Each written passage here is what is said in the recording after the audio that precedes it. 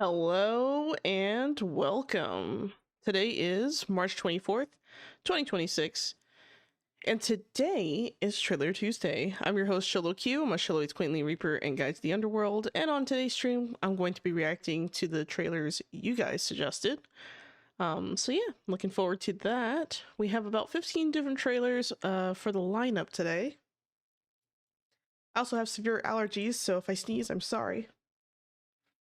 I'll try not to sneeze into the mic. I'll do my best. But I'm afraid it can't be helped. Yeah, these allergies are getting crazy. Like every day I wake up and my eyes are just like red. Yesterday I broke out in hives. It was great. Okay, it wasn't great at all, but I hate this time of year. I hate this time of year because it gets, kind of hot, and then you also have like this terrible allergy season. So gotta hang in there, hang in there to the best of our ability. But yeah, these allergies are kicking my ass, I'm not gonna lie. But yeah, like I said earlier, we have about 15 different trailers that you guys suggested for today's stream. Looking forward to kind of going through every single one of them. 15 isn't that many, so I feel like there's a small chance that I might there's a small chance that I might finish the lineup early today. And if for some reason that does happen, I think I am just gonna conclude the stream earlier.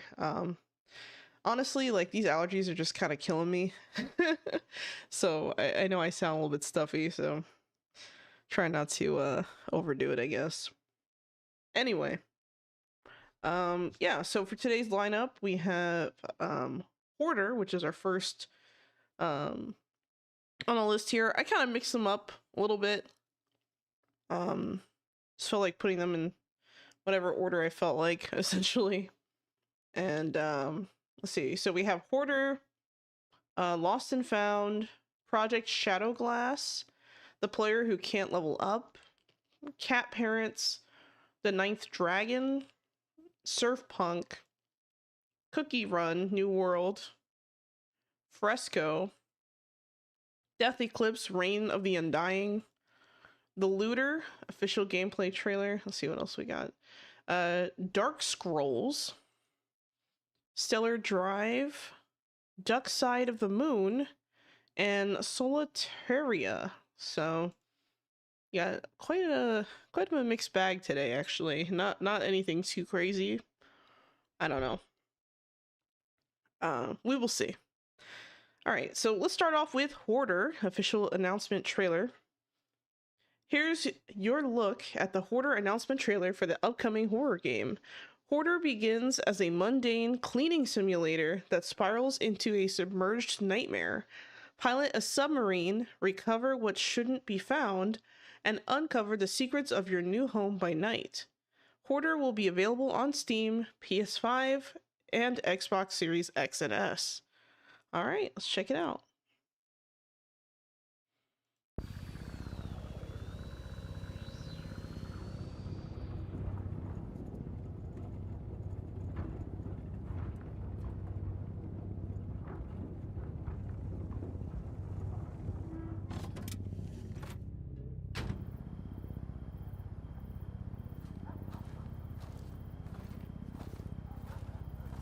That's creepy.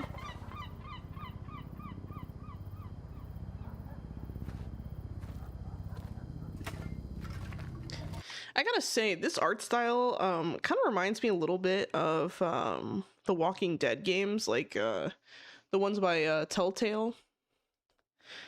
Just the overall like tone, the color scheme, the way that the lines and shading is. It just reminds me a lot of that, and I really like that series. So if you guys haven't played that, I highly recommend it. I played both games, but it was years ago. Also, hello Xeno Deity, and hello Majin Droider Rinsu. Welcome to the chat.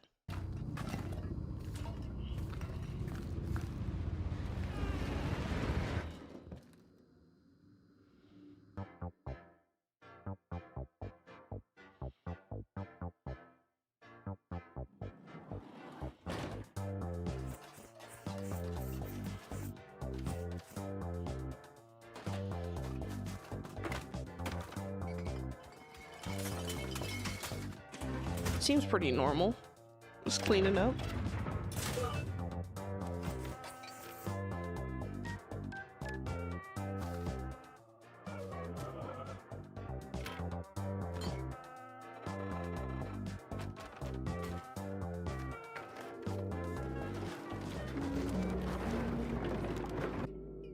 Ooh.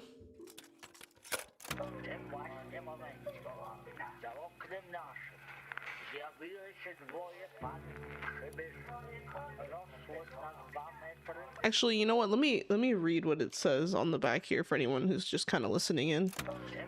At this exact moment, outside our window, two strange gentlemen appeared. Bogdan, get away from the window. 7 feet tall. Wearing slick jumpsuits. Oh, they're coming. They're coming. I shall attempt to communicate with these gentlemen and find out what they need.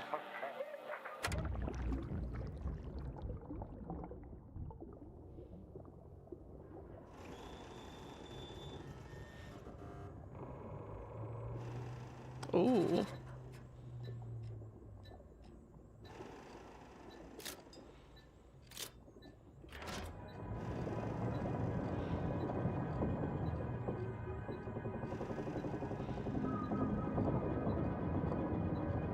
This is super fucking creepy. Like just the tone, the darkness and the shadows, the, you know, the underwater kind of feel. It's just, I mean, this is like, I think part of the reason why I'm so quiet while watching this is that like I just feel like the hair is like standing up in the back of my neck. I'm actually like kind of impressed at how like quickly I'm feeling like, holy crap, like this is really creepy. Like, I don't know, it's pretty good.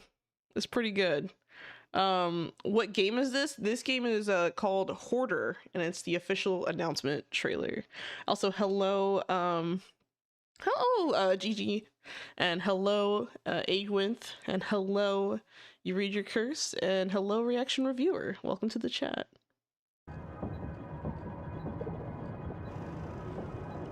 I mean, just the low visibility, the sound effects, it's just like, ooh.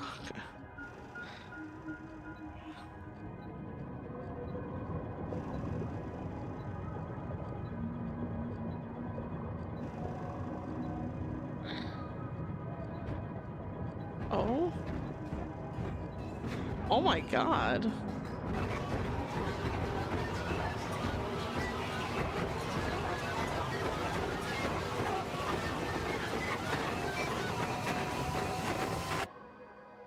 That's crazy. You know, it's crazy because you know, hoarding, so just to kind of talk about this a little bit, hoarding is a very serious issue for some people. And I think it's really interesting how like this game kind of takes the issue of hoarding and ties it to like the fear of not understanding, right? Because like a lot of times like people won't understand why people live a certain way or why people do things a certain way.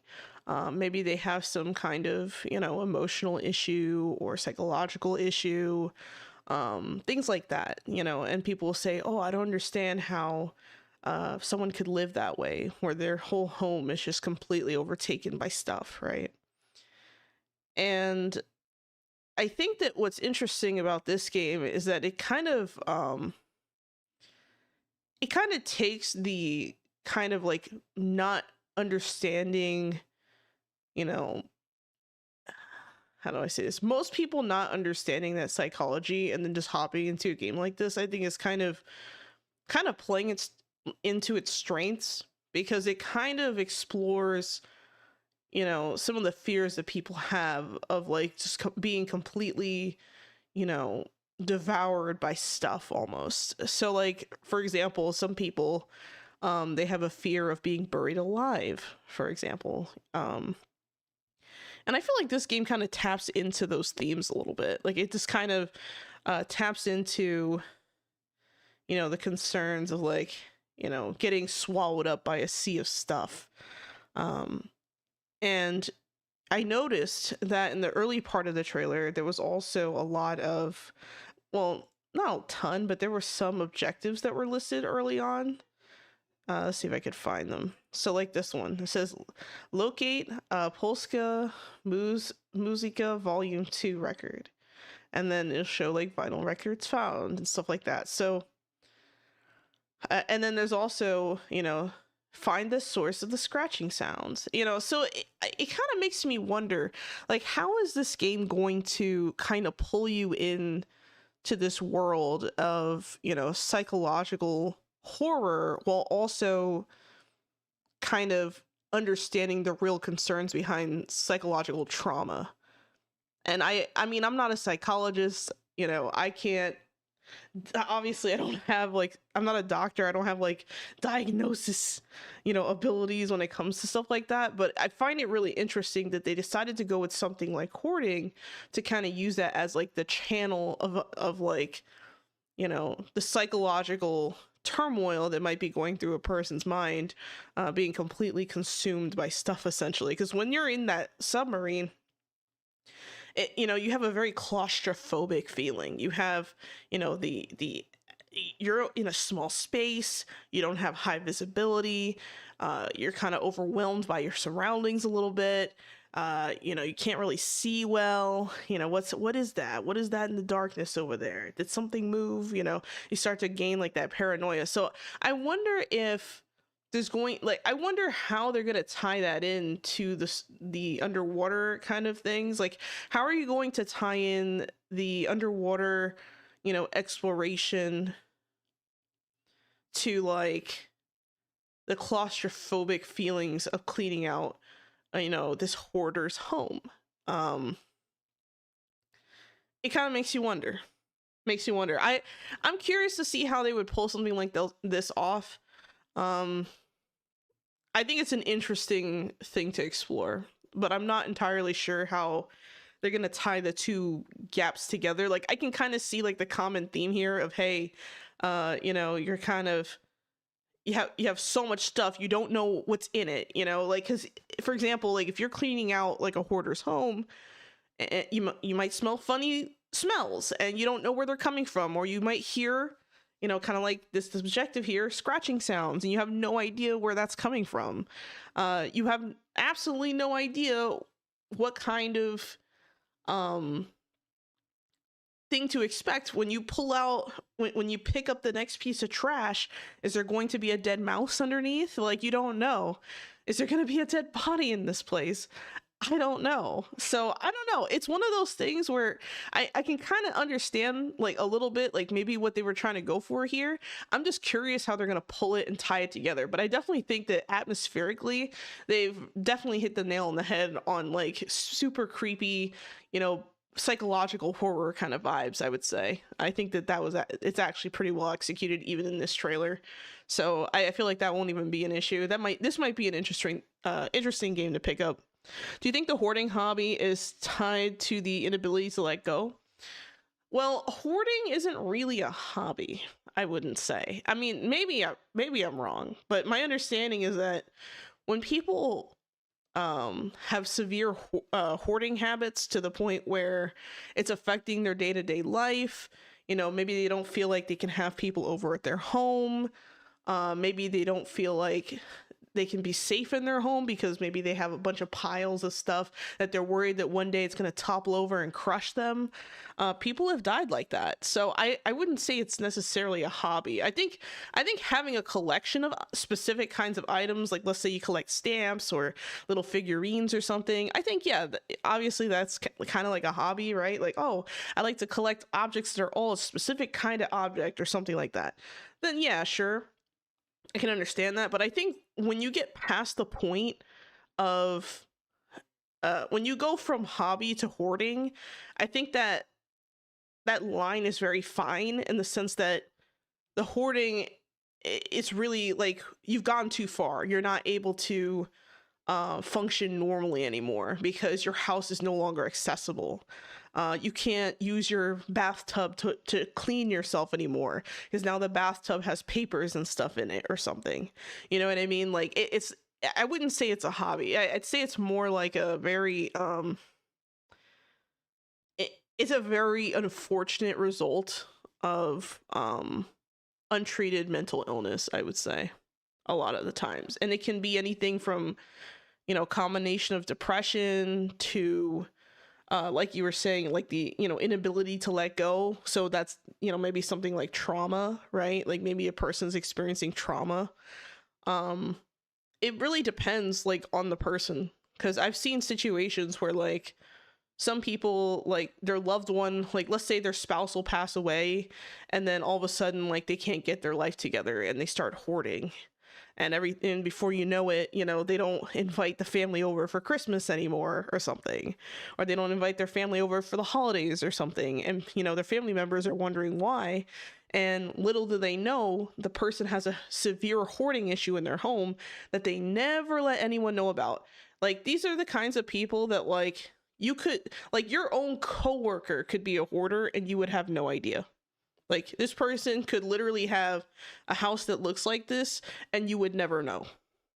It's that serious, because the thing is, it's the symptoms, kind of manifest in something like hoarding, but it also, for a lot of people, it's a source of shame.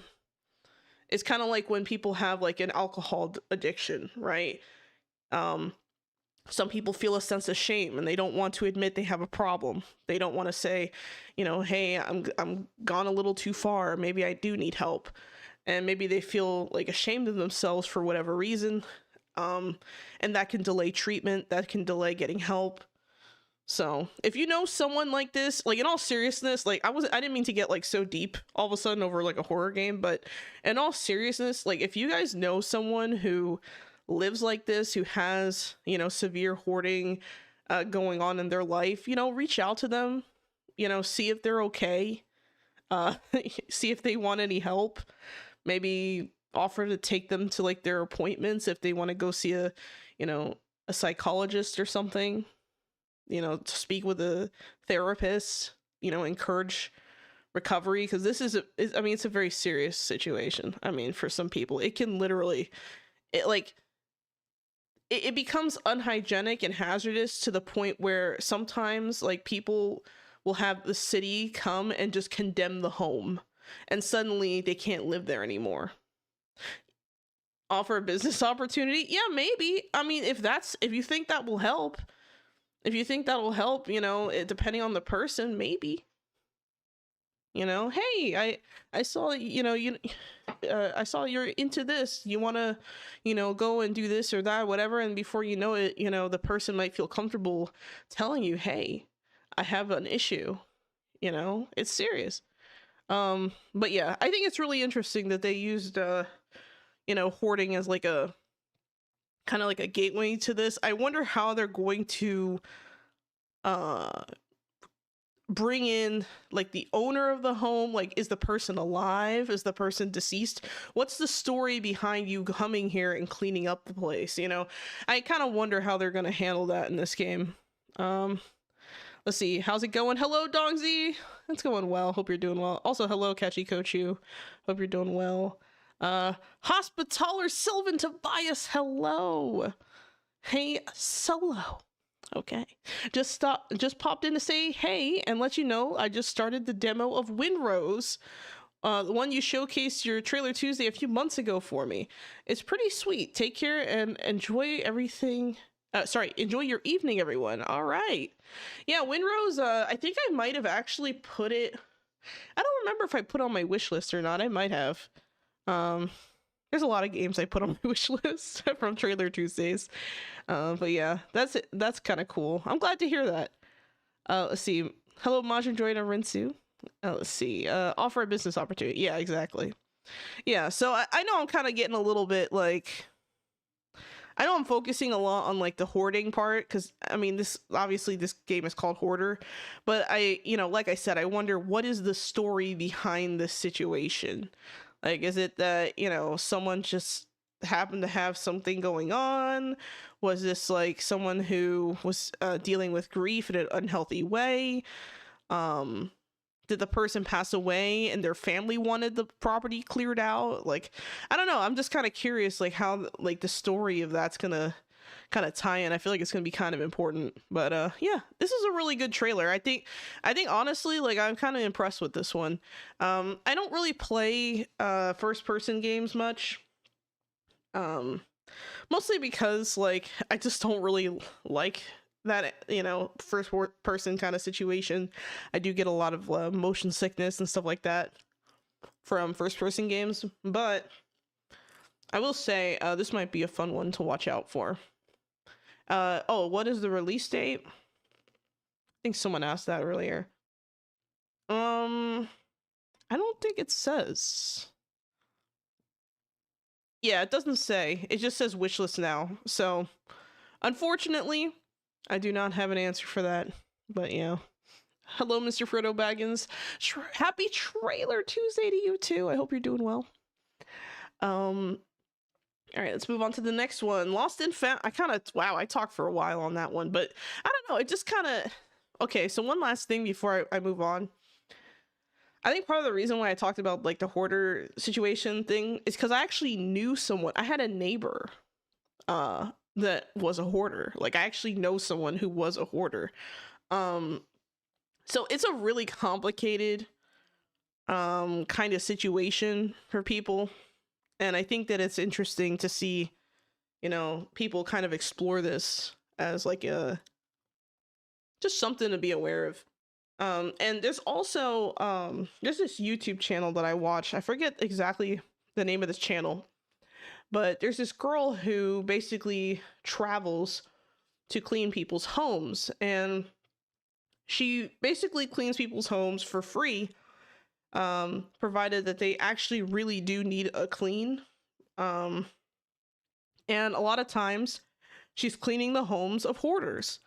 And a lot of times people who are hoarding, they feel like they're not worth the effort almost, or even at all, to even have a clean home. They feel like they're not worthy of a clean and safe environment. And a lot of times that manifests into something like hoarding, to the point where it gets so severe that it's not safe to live there. So I don't know. I guess it's kind of weighed heavily on my mind, like on a personal level.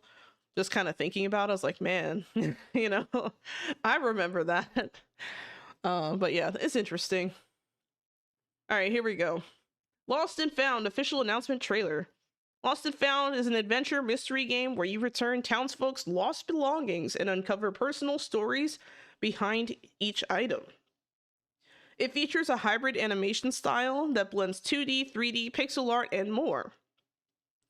Gather clues, investigate locals, and ensure every lost belonging ends up in the right hands. It's 2007. Eureka, a laid-off artist struggling to find new opportunities in the city, and you decide to return to your hometown to work at the only place offering you a job, the local Lost and Found office. A lot has changed since the last time you were in your hometown, Louisiana. Many friends moved abroad to seek better opportunities. Businesses are closing, and the hangout spots you used to love are now run down. Explore what's left of your hometown and reconnect with folks you left behind. Oh, okay. All right, here we go. It's an interesting, funny how this game could connect off of the first one. Yeah, a little bit. All right, here we go.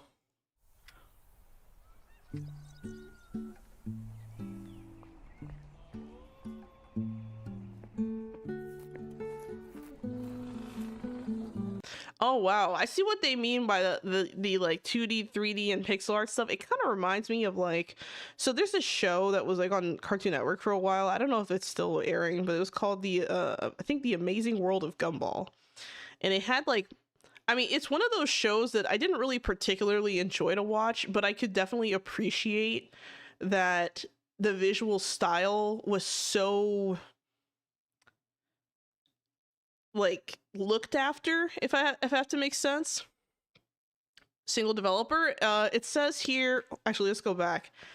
The intro here told us I think it's made by, yeah, game by Shaggy Bear Games. Yeah. I forgot what I was saying. Oh yeah, but that show, like this game kind of reminds me of that show because of the blends of like 2D onto 3D onto pixel onto whatever, and it's just really just one big artistic flex. So it's funny to see that in a game actually. So all right, moving on.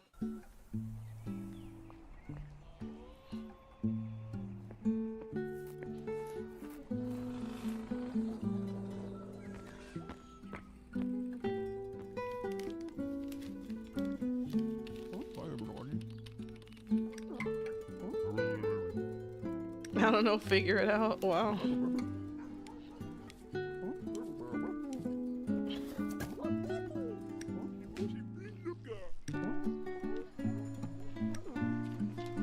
Make sure to return them to the right order. Oh. Oh my god, is that that penguin reminds me of oh my god, what is that penguin's name? The one that looks, you know, the 3D clay animation. Oh my god, I cannot remember. Oh crap. Pingu. This penguin looks looks like Pingu a little bit, actually. It's funny.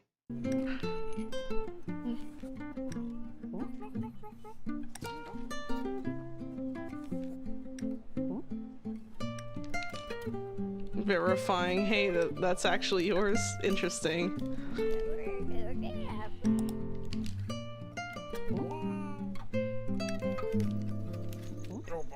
Secrets. Not all that's lost is meant to be found. Oh my god. Spooky. I like the idea behind this game, and I feel like, you know, it seems pretty chill, but I also feels like there's gonna be moments of intense decision making where you're gonna have two parties claiming ownership over the same item, and you're gonna be like sweating. So yeah, art direction is interesting and unique. Yeah, I definitely think that it's memorable. Let's see, environment looks like in the Philippines. Really? Yeah, I guess that makes sense. I guess that does kind of make sense. But yeah, I definitely think that there's a lot of interesting stuff going on here. Like the art style is interesting. You know, the mood of the game is interesting. Like, I mean, it's cool. It's cool. I like the vibe. I love the vibe of this game. It just has a very like kind of like well planned, but it looks messy kind of vibe, if that makes sense. Like you can tell that the developers probably put a lot of time and effort into deciding what every single character looks like, what, you know, whether the character is going to have a 3D look, 2D look, pixel look, you know, making decisions like that. So this is kind of interesting, and I like the idea of, you know, going back to a dying hometown to try and at least kind of make things a little better. That's pretty admirable. There's a lot of people who sometimes like they won't even take that chance. So like, for example, like for me, like I won't take that chance. I moved far away from my hometown because I felt like it's just there was no opportunity there. So I can definitely see how this can be kind of an interesting plot point where someone kind of does the atypical thing and goes back home, you know. So that's kind of interesting. I like this idea. Good concept. Pretty cool. You get my thumbs up. Also, thank you for the hydrate, Kachikochu, and the stretch. You read your curse. Sorry about that. I saw it, but I forgot to say something.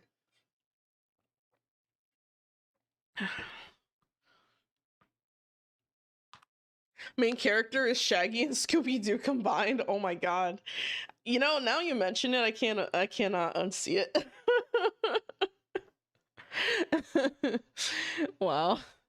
You can always come back someday. Yeah, maybe, but I don't really see a reason to. To be completely honest. Yep. All right. Let's move on to the next one. Project Shadowglass official gameplay trailer. Project Shadowglass is a love letter to classic immersive FPS stealth sims such as Thief, Deus Ex, and System Shock, built with unique 3D pixel art technology. You play a struggling thief mysteriously tasked by an anonymous source to acquire ancient artifacts hidden across the realm. To succeed, you will need to rely on your wits and tools of the trade to pull off seemingly impossible heists. By day, you will plan and prepare from your humble flat in the slums, spend the gold you've acquired on new tools and items, upgrade your hidden workshop, acquire intel, and case your next target location. By night, you must move and act unseen if you wish to succeed. You are no warrior. You're alone, vulnerable, outmatched, and outnumbered. Every person has a name and a memory. One false misstep could mean fleeing for your life, hiding for days, or engaging in terrifying melee combat that leaves marks remembered by all. Ooh, okay, this sounds cool. All right, let's check it out. I like the premise. You know, you got me. I'm hooked. Okay, just on the premise. So let's see. Hold on, let me see. Hello, Alexia, by the way. Hope you're doing well. And hello, Spidey. Welcome to the chat. Any spiders yet? No, thank goodness. Thank God. Here we go.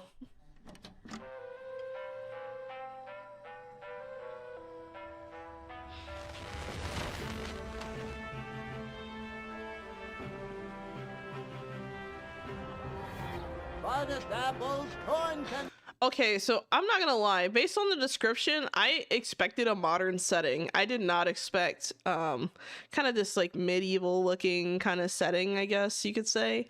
That kind of caught me off guard, to be honest. I just wasn't expecting that.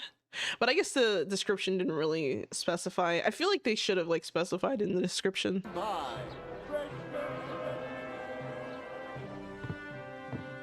What'll it be? Raise your drinks, fellows.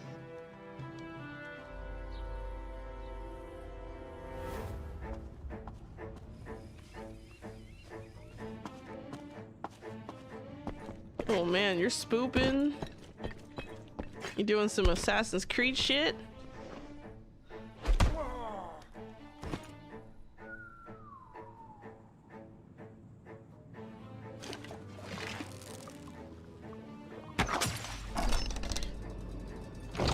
Ooh. Oh, hell yeah. That's a lot of... Oh my god, imagine you knock over a base and it gives your location away. Bruh, I feel like that's how I would get caught. That right there. The art direction is also interesting, like an old school game. Yeah, it's like new old school. It's hard to describe. Like it has like this old school look with the graphics, but it has like almost a 3D vibe with the shading, which is kind of a more modern technique, I guess you could say. I don't know. Interesting. Who put a jar there? Like, what the fuck? Yeah, right?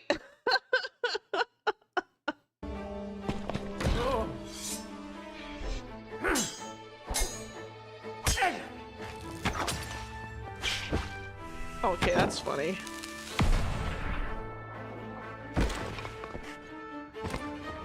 Stop right there! Oh, man. First swim. This is interesting. It's interesting how they went with like kind of a, I don't know. I don't think I've seen a stealth game that looks like this before. Like that has like, you know, that goes in this art direction or this kind of art direction with like a pixelated look. I don't think I've ever seen that now I think about it. Most stealth games I've played have just been like regular like 3D kind of games where you're just kind of sneaking around, right? This is interesting. This is legitimately pretty interesting. I think the idea of, you know, kind of sneaking around, gathering info, you know, during the day, and then at night you're just kind of like sneaking around but actually executing your plans. Like that's, I'm sure it's gonna get your blood pumping. I can see like situations where you're just kind of surrounded by enemies and you have to make a desperate choice. Like that's kind of cool. That's kind of cool. Looks old school, but some of the game dynamics are modern. Yes, I agree. Xeno Deity, I definitely agree. Is it Shadow Glass means you need stealth because you're very low defense / health? Maybe. I thought that a shadow glass might be something that like it might be like an artifact you have to steal. Maybe I thought like maybe that'll be like the last thing you have to steal in the game. Um, I don't know. Running around like Catwoman in the night is kind of interesting. I'm not gonna lie. So yeah, I like the concept. This looks fantastic. I mean, just the art, you know, it's clearly visible as to what's going on, but the lighting, it has like more like modern, more of a modern look, more modern techniques. It's cool. It's really cool. I actually really like this. So yeah, this might be a cool one to try out. Project Shadow Glass. Wait, is the game called Shadow Glass? Oh no, it just says Project Shadow Glass. I don't know. I wonder if is this game like early access or what's going on here? I don't know. I'm kind of curious about this. Let me check let me check on Steam real quick. Let me take a look. Let me take a quick detour myself and see what's going on here, because if you go to okay, yeah, so if I go to the Steam store, release date to be announced, so it doesn't say when. It's a single player game, and it says here full controller support, so anyone wondering, it looks like they intend to have full controller support, which is kind of cool. So yeah, pretty neat.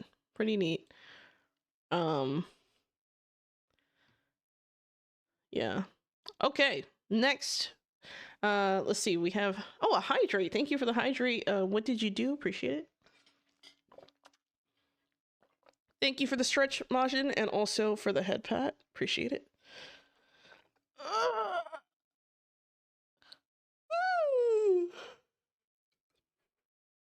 Let's see. These trailers have been a blast so far. Yeah, you guys are really suggesting some good stuff. I mean, it's pretty good.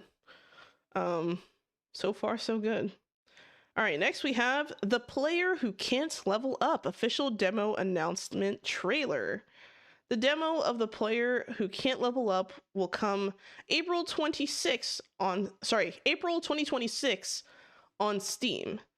And there's a wish list thing. The Player Who Can't Level Up is an action roguelite game based on web novels and webtoons of the same name. You can freely combine various combat styles and numerous growth factors to become stronger. Experience unexpected enhancement effects through various random elements. Okay. This is based off a manhwa, I think. There's quite a few, I feel like there's quite a few of those kinds of things. Like, I feel like this is like kind of its own mini genre, to be honest. I think I've seen a few different comics popping up with this kind of concept. So, we'll see.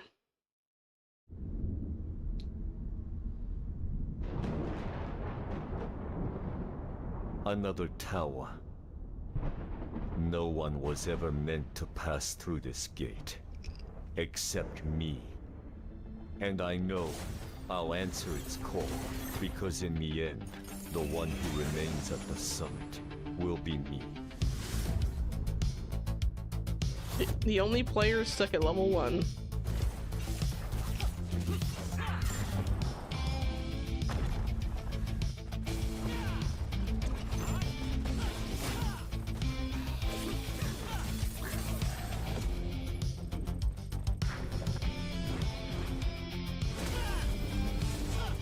Okay, so far, the, you know, animation style kind of reminds me a little bit of another game we looked at not too long ago. I wish I remember the name of it.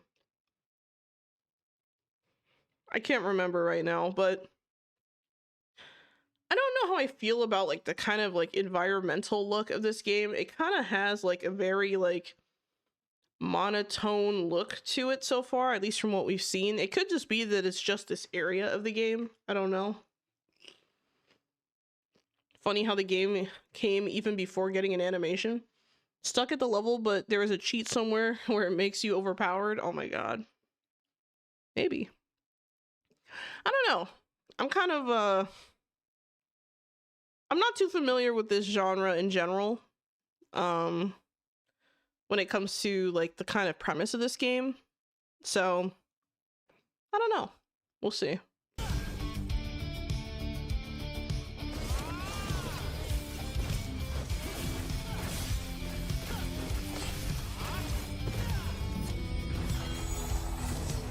I can't level up. That's why I've never fought on easy terms. Why do I climb again? Because every time we do, we become stronger.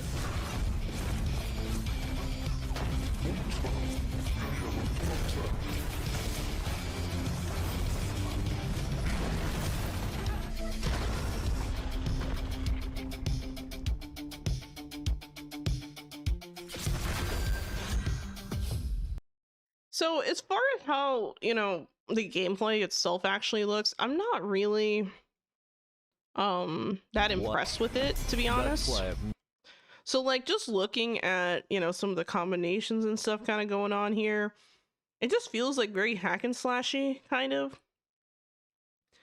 And I'm not really sure what I'm kind of looking at here. Like I see there's a bunch of enemies, I see you're attacking, but like I'm kind of overwhelmed by what I see on the screen and I'm not really sure what anything means. Like I said, I'm not that familiar with this genre, so or the theme behind this game. So if someone could explain it, that'd be great. Let's see. Stuck at level, but there is a cheat. Oh, I already read that already. Level 1, let's see. Oh, stuck at level 1. Yeah, but there's a cheat. Insert large pellet coated object into body. Gets power boost. Oh my god. Looks like UE slop. I don't know. I don't know. Like I guess I just don't really feel anything watching this. Like I don't look at this and say, wow, that looks so cool. Like I don't have like any kind of real connection to what I'm seeing. Like I feel so distant watching this. Like I don't know. I can't imagine playing this game. I'm gonna be honest. I don't know what it is about it. I don't know if it's the art style. I think partially also it's like how far away the character is from the screen. It almost has like an isometric view, but it's like not committing to that. And it's just going with third person. Like it's kind of weird. I don't know. I'm on the fence on this one, guys. What was saying we getting it good, then this did I jinx this somehow? Maybe. I mean, I wouldn't say it's bad per se. I just don't really feel anything watching this. Like I don't really have a compelling reason to play it based on what I'm seeing, if that makes sense. Like I just don't feel like I do. Even the enemies don't really stand out to me, like just the design, like they look kind of generic to me. And this is a boss, Like, I assume this is a boss because of how big the health bar is at the top. When we go back here, like this big health bar. So I assume that's a boss. But I don't know. I just don't really look at this and say, yeah, this is unique, or yeah, this stands out to me. Like, I don't know. It just doesn't seem that interesting to me. I'm gonna be honest. Not feeling it. They should have added more story elements in the trailer, I think. Maybe. Maybe. I mean, it's the demo announcement trailer, so maybe they only have a little bit to show us, but at the same time, as someone who's like not familiar with the concept, I don't feel like this is a good introduction, I would say. So yeah, maybe something like that. Yeah, I think you're right there, Spidey. Could have helped a little bit. All right. Next, we have Cat Parents official cinematic announcement trailer. Check out this announcement trailer for Cat Parents, a brand new adventure cat rescue simulator. Save abandoned, homeless, and helpless cats. Give them care, earn their trust, and help them find a forever home, or keep them with you and build a safe sanctuary where they can live happily. Play alone or together with your own team of cat parents. Cat Parents is coming soon to PC on Steam. All right, let's check it out. I like the concept.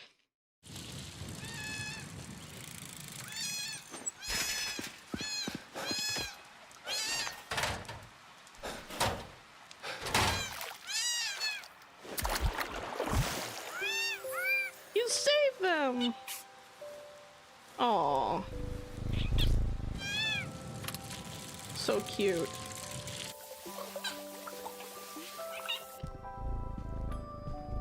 Aww.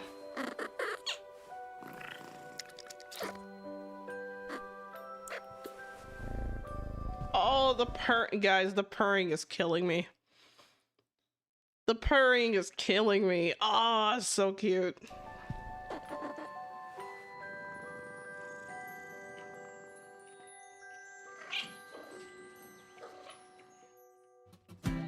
Oh.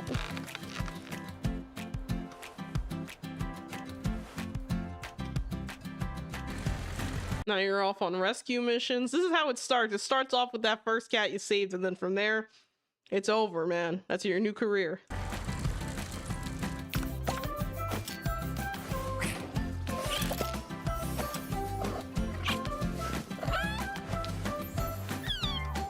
Aww.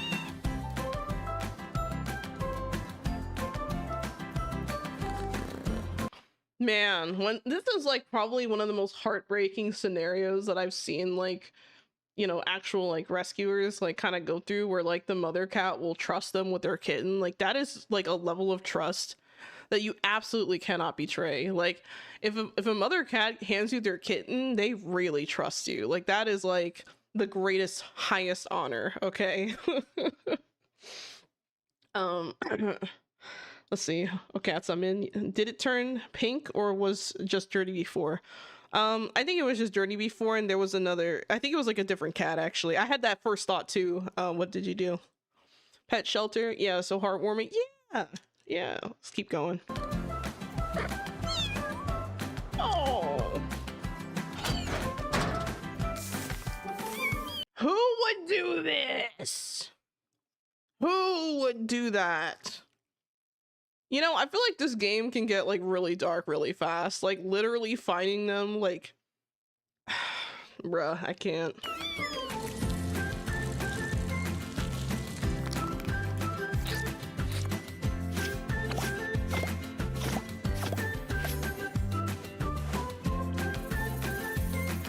Ooh, you have different swatches you can switch to? That's cool. I like that. Ooh. Let me hide this. Aww.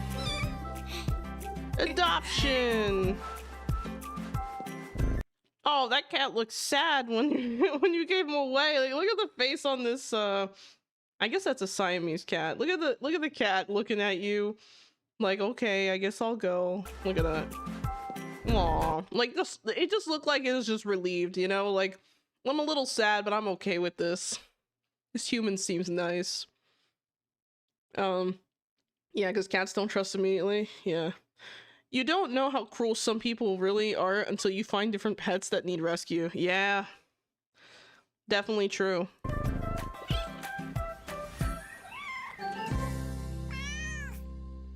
Man. You know, I really like this. I like the idea of, you know, you can either find them a home, or you can, you know, do a cat sanctuary and find them homes, or, you know, it's really up to you, like, what you want to do with the cats. And I think that's kind of cool. Because it shows, like, a level of responsibility of, hey, if you're going to have all these cats, you got to take care of all these cats, right? I like this idea. I like the concept. I think it's really cute. I wonder how many, like, darker themes you're going to potentially experience with this game, though, because of the cruelty that inherently comes with, animals that need rescuing sometimes. Like that first cat in the storm drain, you know, that might just be unlucky, right? Like an unlucky kitten. But, you know, the kittens in a trash bin, that's like next level evil right there. Like, I don't know. I like the concept. I think this is definitely an adorable game. Might be worth checking out. This is another game that, you know, seems to be like only first person, but I wasn't really feeling like motion sickness watching this per se. And I really like cats, so maybe this might be worth taking the risk. So it gets my thumbs up. This is a good suggestion.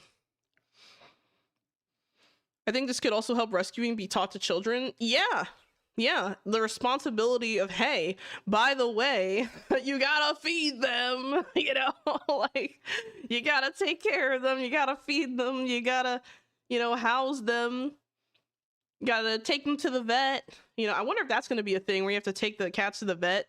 Imagine like you go to the vet and you have like 20 cats in your van, and you're like, okay, vet, I'm ready for my checkup appointment. It's like, but you only have one appointment. Yeah, I know. You just have like 20 cats. Like, oh my god, you'd be there all day. That'd be crazy. All right, next we have the Ninth Dragon official announcement trailer. Step into the chaos of Kowloon, Walled City, 1980s Hong Kong, where the syndicate rules from the shadows. You are Rookie, the newest member of the elite police commando unit sent into Kowloon. Your squad is led by May, a seasoned officer with deep ties to the criminal underworld. Together, you must navigate a city ruled by gangs, corruption, and shifting loyalties. Fight your way through neon-lit alleys, cramped apartments, and hidden corridors as you uncover the secrets buried deep within the city's labyrinth. Ooh, okay. You know what? Some of these games, they have like pretty cool concepts. I like this. Seems like most of these games are indies. Yeah, I'm getting that vibe too. I'm also kind of getting that vibe. But you know, to be fair, I'm not surprised because like I tend to play mostly indie games on the channel. So to me, it makes sense. It makes sense a little bit. Kind of, you know, when you draw in people who also like to play indie games or like, you know, early access games and things like that are, you know, from indie studios, you kind of draw in people who kind of are more curious about what's not AAA for the most part, if that makes sense. So it's really rare that I play like a AAA game or something like that, if that makes sense. But here we go. We're gonna check this out. The Ninth Dragon official announcement trailer. When all this began, no one imagined how it would end. No one finds their way back after erasing their own footprints.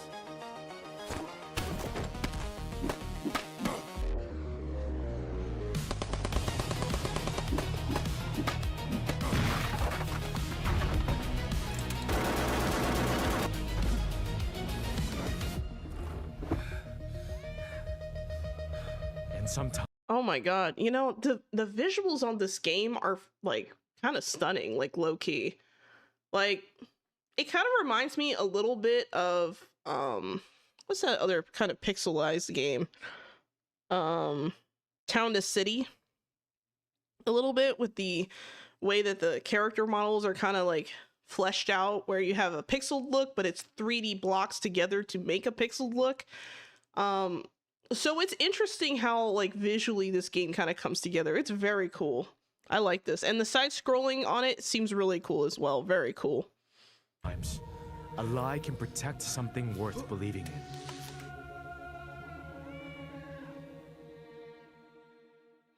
Oh, that was it. Oh, okay.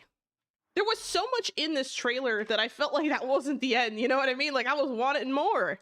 Like look at the streets and the style. Like look at this, you know, the shape of the van, the details on the sides, you know, all the signage. You can't even read the signs. I'm like, okay, like even if I could read the signs, I can't read the signs.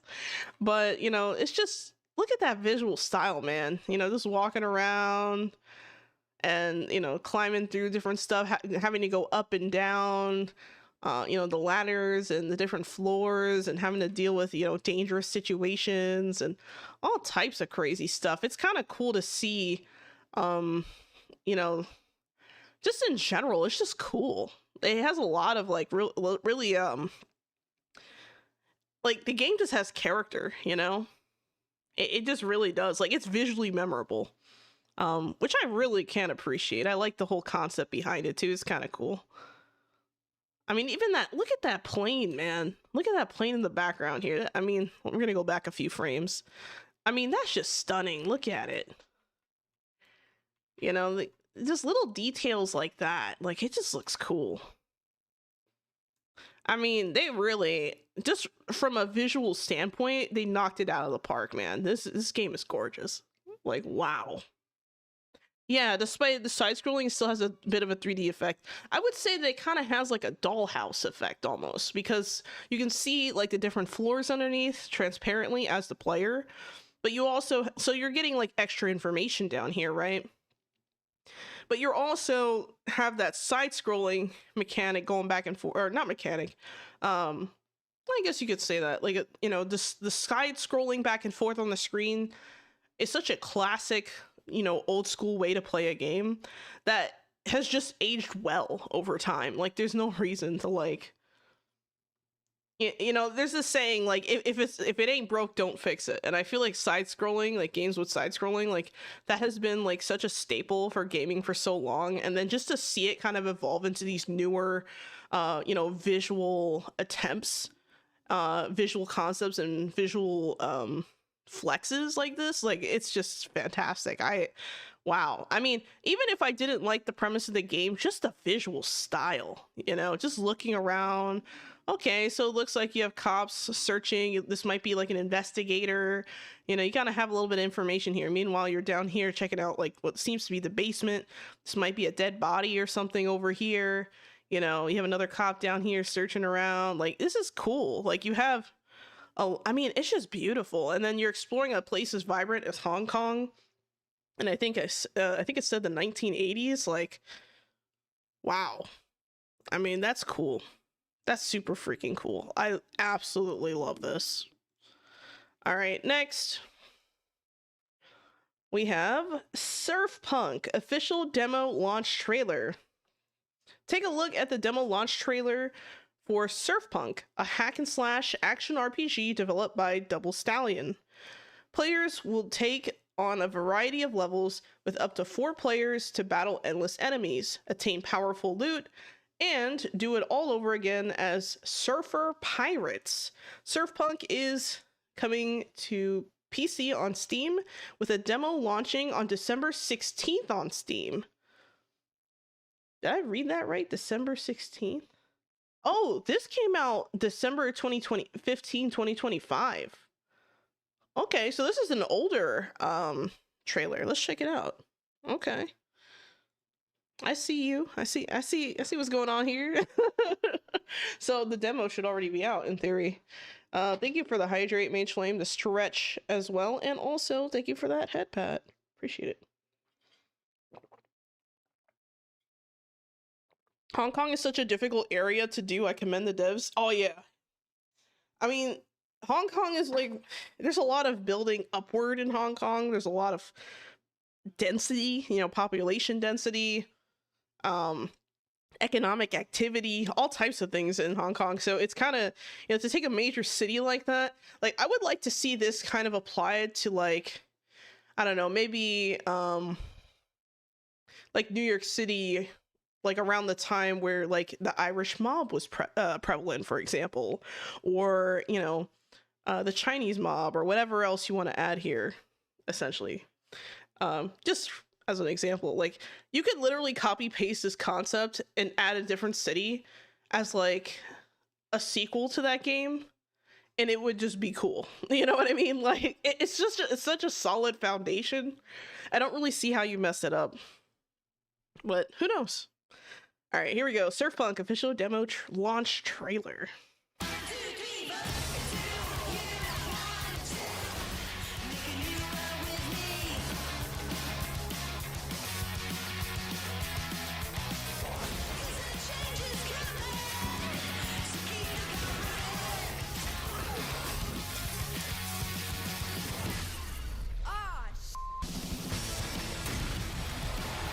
So it looks like your main method of travel is a surfboard.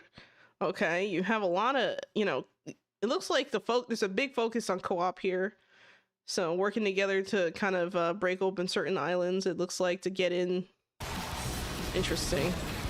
But you're also technically pirates, so that's cool. Wipe out together.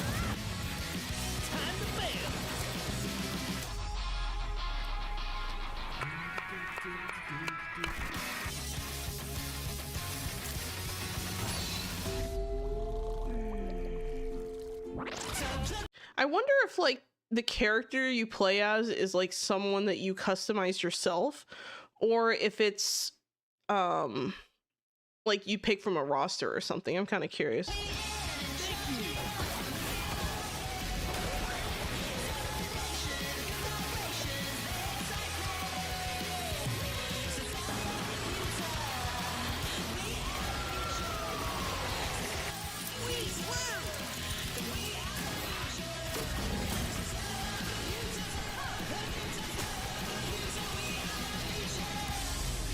I really like the visual style of this game. I just don't know if I would play it. Like, it's just so far out of like my normal typical genres that I enjoy.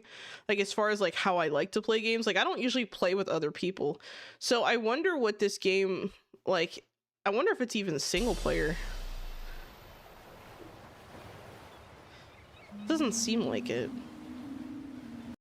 I mean, I'd have to double check. Let me see. So if I check on Steam, see Surfpunk. Let me check real quick. Yeah, the demo is out. Oh, the release date is to be announced. So it doesn't look like there's any new updates since that time. Yeah, so a single player online co-op with Steam achievements, Steam Cloud, and family sharing. And it has full controller support. I don't know, this might be fun.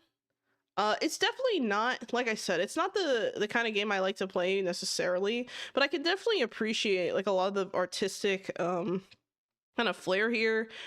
You know, like you're kind of like, you're surfing pirates, like that's kind of interesting, you know. And it looks like you have like punk aesthetics to it, which adds like another layer of interest. The enemies seem pretty okay. I don't really have any like major takeaways from this. But yeah, so let's take a look here. So you can forge weapons. So you can have a sword, pistols, an anchor, and a guitar. So looks like sword is for melee and it's fast. Pistols is ranged and fast. Anchor is hybrid and tank, and then a guitar is AoE support. So it shows like different complexities depending. So that's kind of cool. So you might want to like coordinate like a strategy with your teammates, I guess, to try and figure out like what role you want to fit into or what role you want to like explore. So that's kind of cool. And then over here, there's also, what was I gonna say? Okay, so it's showing the sword here, and it looks like there's different tiers of upgrades or something. So I'm sure there's like maybe a bunch of extraction kind of stuff going on here as well, where you have to kind of, you know, gain materials and trade it in or something. I'm not really sure. It looks like there's like gold to upgrade, or you earn gold and, you know, use that to upgrade based on what I'm seeing here. But the concept in itself, I think, is pretty solid. Visually speaking, it's very cool to look at. I mean, I don't really have any major complaints. I do like the way the characters look. I think it has like, they look like they belong together like in the same game, but they're like, there's so many like differences, and this is why I think that maybe possibly your character could just be like customized, but I'm not entirely sure. Like, we're seeing so many different character models on the screen here, it's hard to really know. But yeah, I kind of like this. It, you know, just the visual style of what in like the camera angle and stuff, it kind of reminds me a little bit of like MOBAs, to be honest, like just a little bit. Lots of island hopping, it seems very colorful. Yeah. Yeah, it would depend on the community for it to work. Yeah, I agree. I think it depends on like who's gonna be playing this, but overall, I mean, it just looks cool. It looks cool. I don't really have any complaints. Very nice. You know what? I think I'll add this one to my following and wish list, just in case. No particular reason. I don't know, because like I said, it's not usually the kind of game that I pick up, but it definitely looks kind of interesting. It might be worth it to try. Worth a try. All right, next we have Cookie Run New World official cinematic trailer. Take a look at the cinematic trailer for Cookie Run New World, an upcoming open world adventure game developed by Dev Sisters. Players will explore a vibrant world to embark on a journey across the Cookie continent as mysterious darkness returns. Stay tuned for more information about Cookie Run New World, coming soon to consoles, mobile, and PC. A sequel? Is this a sequel? Is this a game already that's out, Cookie Run? By the way, guys, just looking at the, thumbnail for this video versus the category under games, this looks like a completely different game. It says New World for some reason. So, and I think New World is a completely different game. So I think that IGN might have listed this game under the incorrect category on YouTube. So that's interesting. I was like, what is that? That's weird. All right. Anyway, continuing.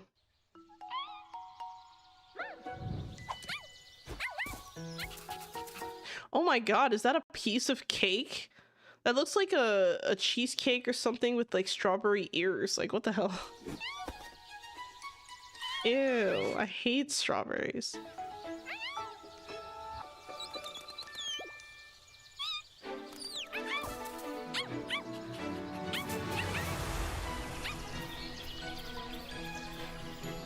That's New World, the MMO.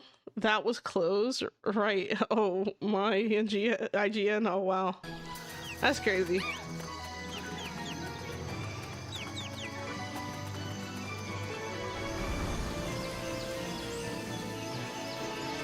Different kinds of cookies.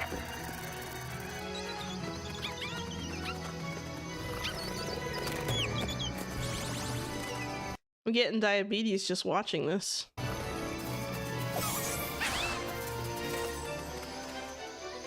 Oh my God, that thing was a churro? Oh my, that is so clever. So they have like a weasel, right? And when it jumps out, it's literally a churro. Oh my God, what? That's cool.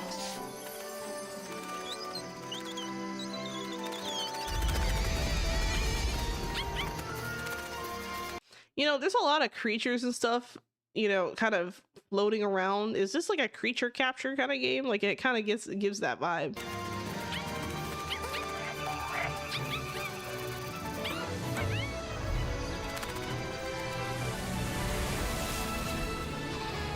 Oh wow, the birds are blueberries. I didn't even notice that right away.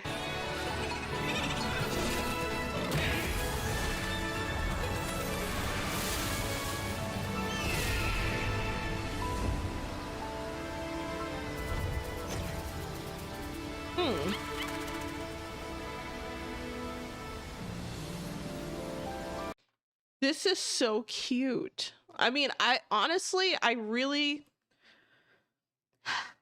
like the creativity I'm seeing here. You see a lot of like, everything's made out of cookies and cakes and, it's just carefully crafted and kind of looked at, And the more I look at it, I'm just like, I keep finding things and I'm like, man, that's cool. And it's just, I don't know. I like this. I like the idea. Like you have, this kind of like whipped cream icing with like strawberry ears for this fox. You have pancakes with butter as like these shrooms on the tree. I didn't notice the face on the stump before, but instead of having mushrooms, it's pancakes. Like that's cute. This is really cute. Hello, Nito Canuto. Welcome to the chat. Hope you're doing well. Creature collector game. Yeah, that's the vibe I got too watching this. I thought it was like a creature collection game at first because I was like, that's interesting. Everything is food related. Yeah, it looks like it. See, this is gonna make me hungry fast. Yeah. So can I eat any of this? Oh, probably. I mean, I would think so. I mean, these little birds are actually like blueberries. I mean, this swirly treat thing, this is something that it's like a caramel treat that you get like around the holiday season. You got lollipops over here as flowers. It's cool. It's cool. You can tell that they really like put a lot of thought into how they wanted their world to look without going with like too many like standard things, for example. So like, for example, like here, like these fruits that are growing off the vine, they're jelly beans, it looks like to me. So it's just one of these things where like I look at it, I'm like, you know, this is actually kind of cool. They thought this through. They really put a lot of thought and planning into how they wanted the game to look. And I can appreciate that for sure. So I mean, just look at that. It just looks fantastic. And the thing is, I know that this is just like a kind of like a cinematic trailer, right? So obviously they're going to show all these flashy things and they're going to bombard us with all types of interesting stuff. But yeah, I like the whole concept. I think that like, look at this fence here. This fence is made out of pretzels. You know, I would have never thought of that, to use pretzels as a fence, you know. The idea is really nice. Yeah. Cool concept. Hope they execute the game well. Yeah, I think that this game is gonna kind of at least from what I see here, it looks visually stunning. The kinds of things you're gonna be doing, I hope, are also engaging enough to feel like good while playing the game. Like I don't want to just be hungry playing this game. I want to play the game and be like, yeah, I reached a goal or I did a thing, you know. But overall, really cool trailer. I like this, and you know, the piggies with the nose twist thingies, and I mean, it looks like someone literally just put like icing in like a kind of like a backwards flower spout, and like it's just so cool. It's so cool. I really like the way that, you know, the whole thing, even this cloud has a shape to it. Like the clouds look like marshmallows, like literally it looks like whipped cream or something, or marshmallows. Like that's cool. I don't know. I feel like I could stare at this trailer and find more and more like things about it. You know, the gingerbread houses, the like I said before, the pretzel fence is kind of cool. It's just neat. It's just neat. And I like how like the main character here, I like the way they look too, you know? Look at that smile. I mean, it's cute enough that I'm like, oh, adorable, but it's not so like delicious that I'm like, I'm gonna eat the cookie, you know? You don't want to eat your main character. That would kind of suck. But yeah, these are, I mean, I like what I see here. I really like it. It's the visual style is really cool. You know, there's a lot of games today that you guys are suggesting that have like a really neat visual style to them, and I'm just impressed all around, honestly. Like these games look fantastic. All right, here we go. Next we have Fresco, official gameplay trailer. Don't miss the gameplay trailer for Fresco, a first-person puzzle adventure game developed by Colonia Games. Players will explore the temple walls of an ancient Egypt by switching off between a 3D archaeologist observing the mysteries of... So hold on. Let me reread that. By switching off between a 3D archaeologist observing the mysteries of the temple and a 2D fresco character that comes to life. Solve puzzles, manipulate the environment, and make use of both perspectives to progress. Fresco is coming soon to PC on Steam. Okay. Hello, Branks13. Welcome to the chat. Hope you're doing well. I hope you're doing really, really well today. All right, let's continue. For centuries, this temple has concealed a secret. The frescoes are not frozen. Ooh. Here, ancient walls come alive.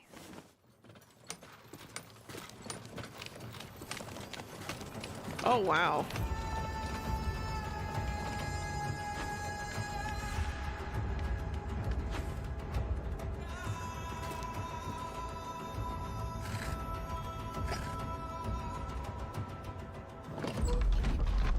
Oh, wow. This is actually pretty cool.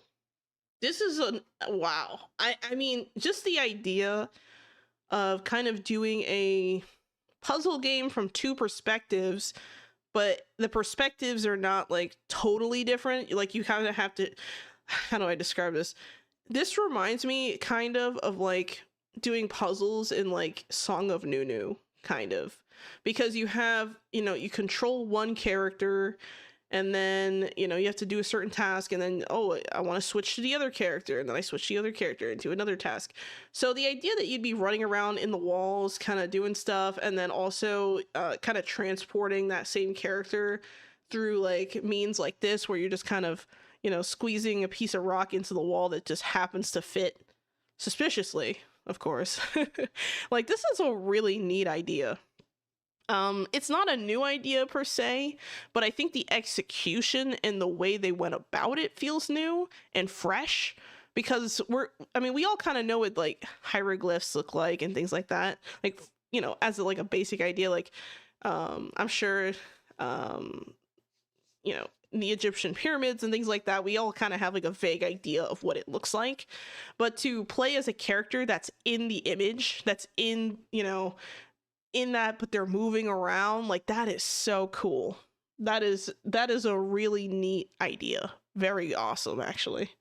Thank you for the hydrate. What did you do? And also for the stretch, I appreciate it. And thank you for the headpat, Majin. I appreciate that as well.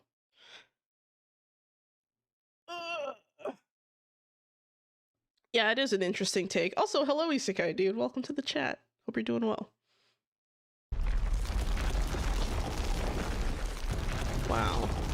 Imagine turning a wheel and you're like switching characters while turning the wheel. That's crazy. Wow, you got combat in this game? That's crazy. Oh my god, what the fuck is that? Oh, it's a scorpion. I was like, what the? Oh my god, there's so many! Bro, if I'm being chased by that many scorpions, like, I'd be running. I'd be like, that's crazy. Wow.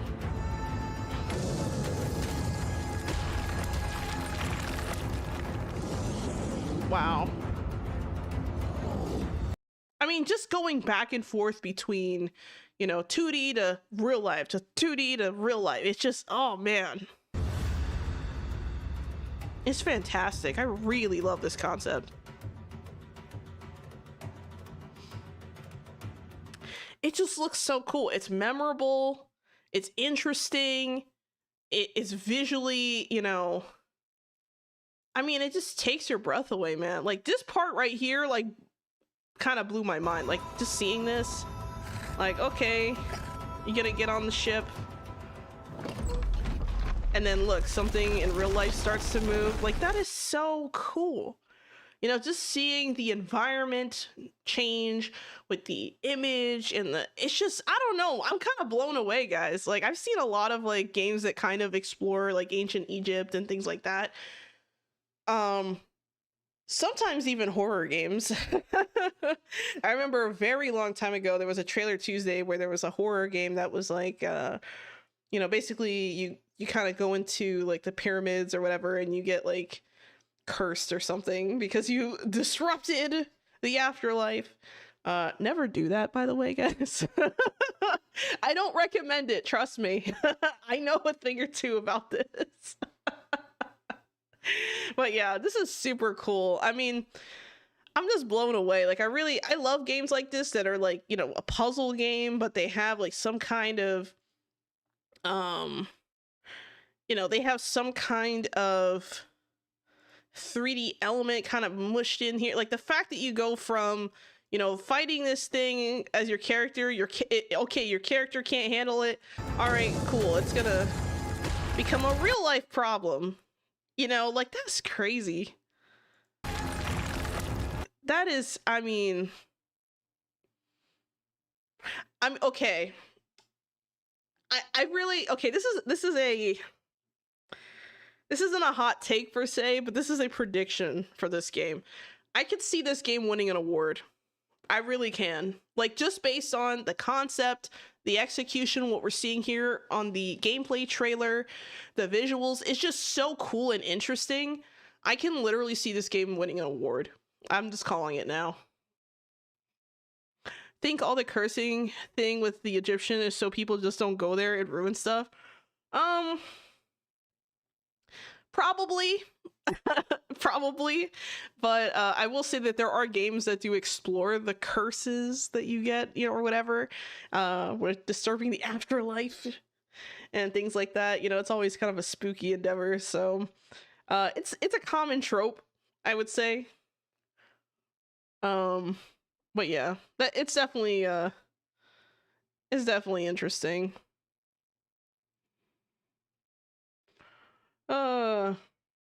And of course we have another one. Begone, bots. The cool thing is that now I can get rid of them faster. Because I changed like my chat bot. It's actually easier for me to like ban people now. I don't have to like close out of Windows and open stuff. I can just boom right from the thing. Heard a fish fall backwards. It didn't finish fast enough. Oh my god. Hello, May. Welcome to the chat. Hope you're doing well. Yeah, but in all seriousness, I really think that this game is probably going to get an award or something once it's done. Like, I can't see a world where, like, this game doesn't get some kind of award or achievement. Like, it's really, I mean, I'm very impressed. I wonder what the comments say. When I saw the dream sequence in the Prince of Egypt, I thought the art style would definitely fit in a video game. Here we are 28 years later. This is what I want to see, actual innovation game-wise. This actually has some basis in ancient Egyptian culture. They believe the drawings they left on the tomb walls would come to life after burial. Ooh, okay. Now that is an original concept.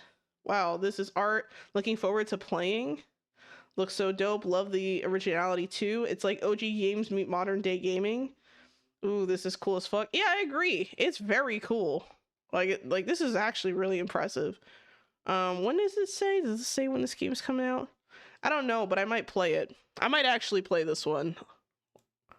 Hold on, let me it's called Fresco. Now you're probably wondering, how come you're probably wondering, Xolo, why do you add games to your wish list on stream?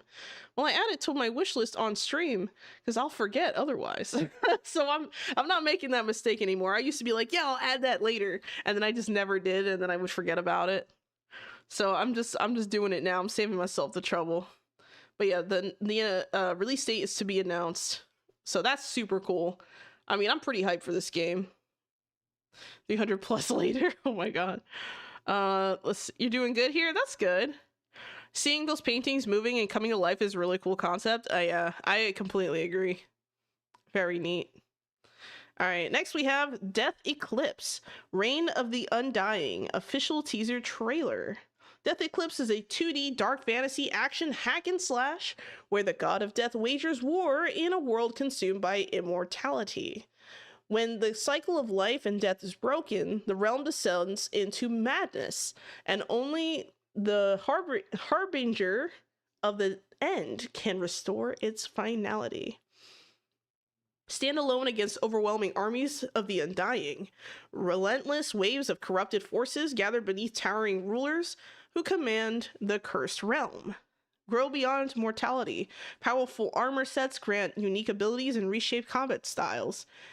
Wield the power of the god of death to unleash devastating forces upon the battlefield and bring ruin to the undying legions. Ooh, okay, let's check it out. When life's light fades, the soul falls into the final dream, and there it endures for eternity. Wow, I can't word. Endures for eternity.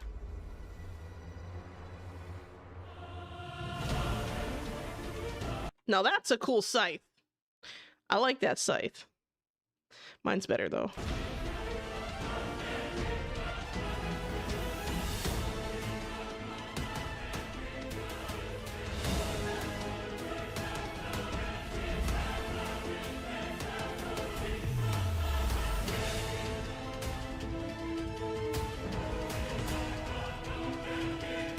Ooh. This looks like some kind of like boss fight or whatever. This might be fun.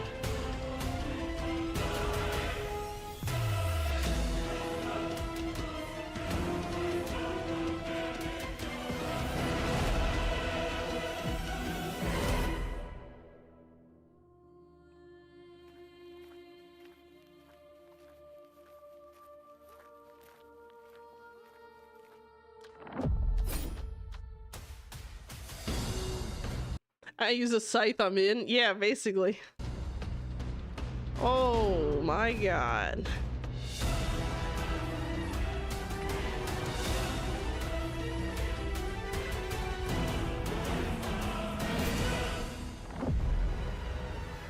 It's a lot of enemies, holy crap.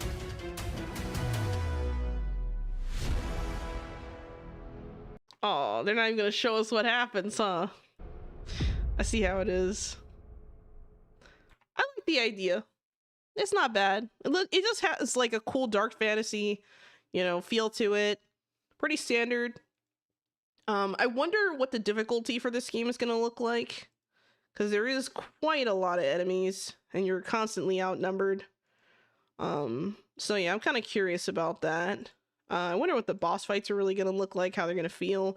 Like when you go after these guys, like it looks like this guy has like 2 knights here protecting him. Like I wonder how that's gonna go. Or if you're gonna have to fight all 3 of them at the same time. And these arrows are just, well,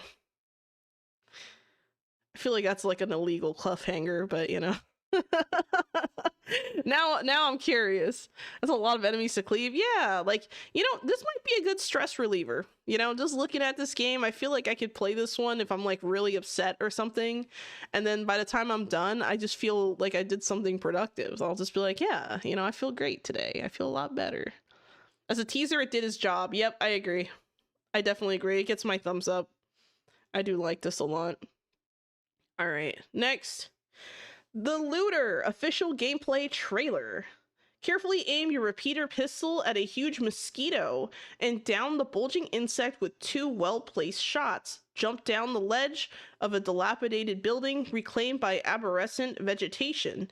Dodge acidic slime thrown by a hideous mutant. And bury a blood-red fire axe in its disgusting head. This is the adrenaline-fueled thrill of the Looter. A lone scavenger is sent on a dangerous mission to the legendary monastery.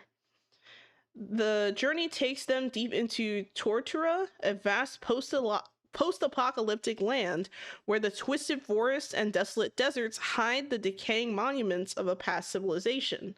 To survive, they must fight ruthless creatures and uncover dark secrets. Ooh, okay. All right, let's check it out.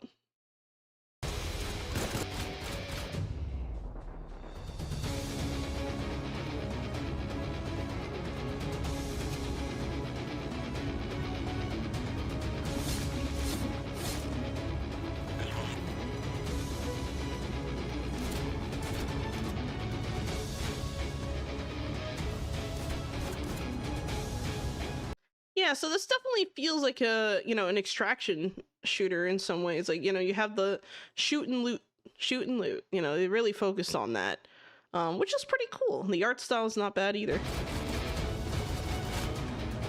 I wonder how many different weapons you'll be able to use.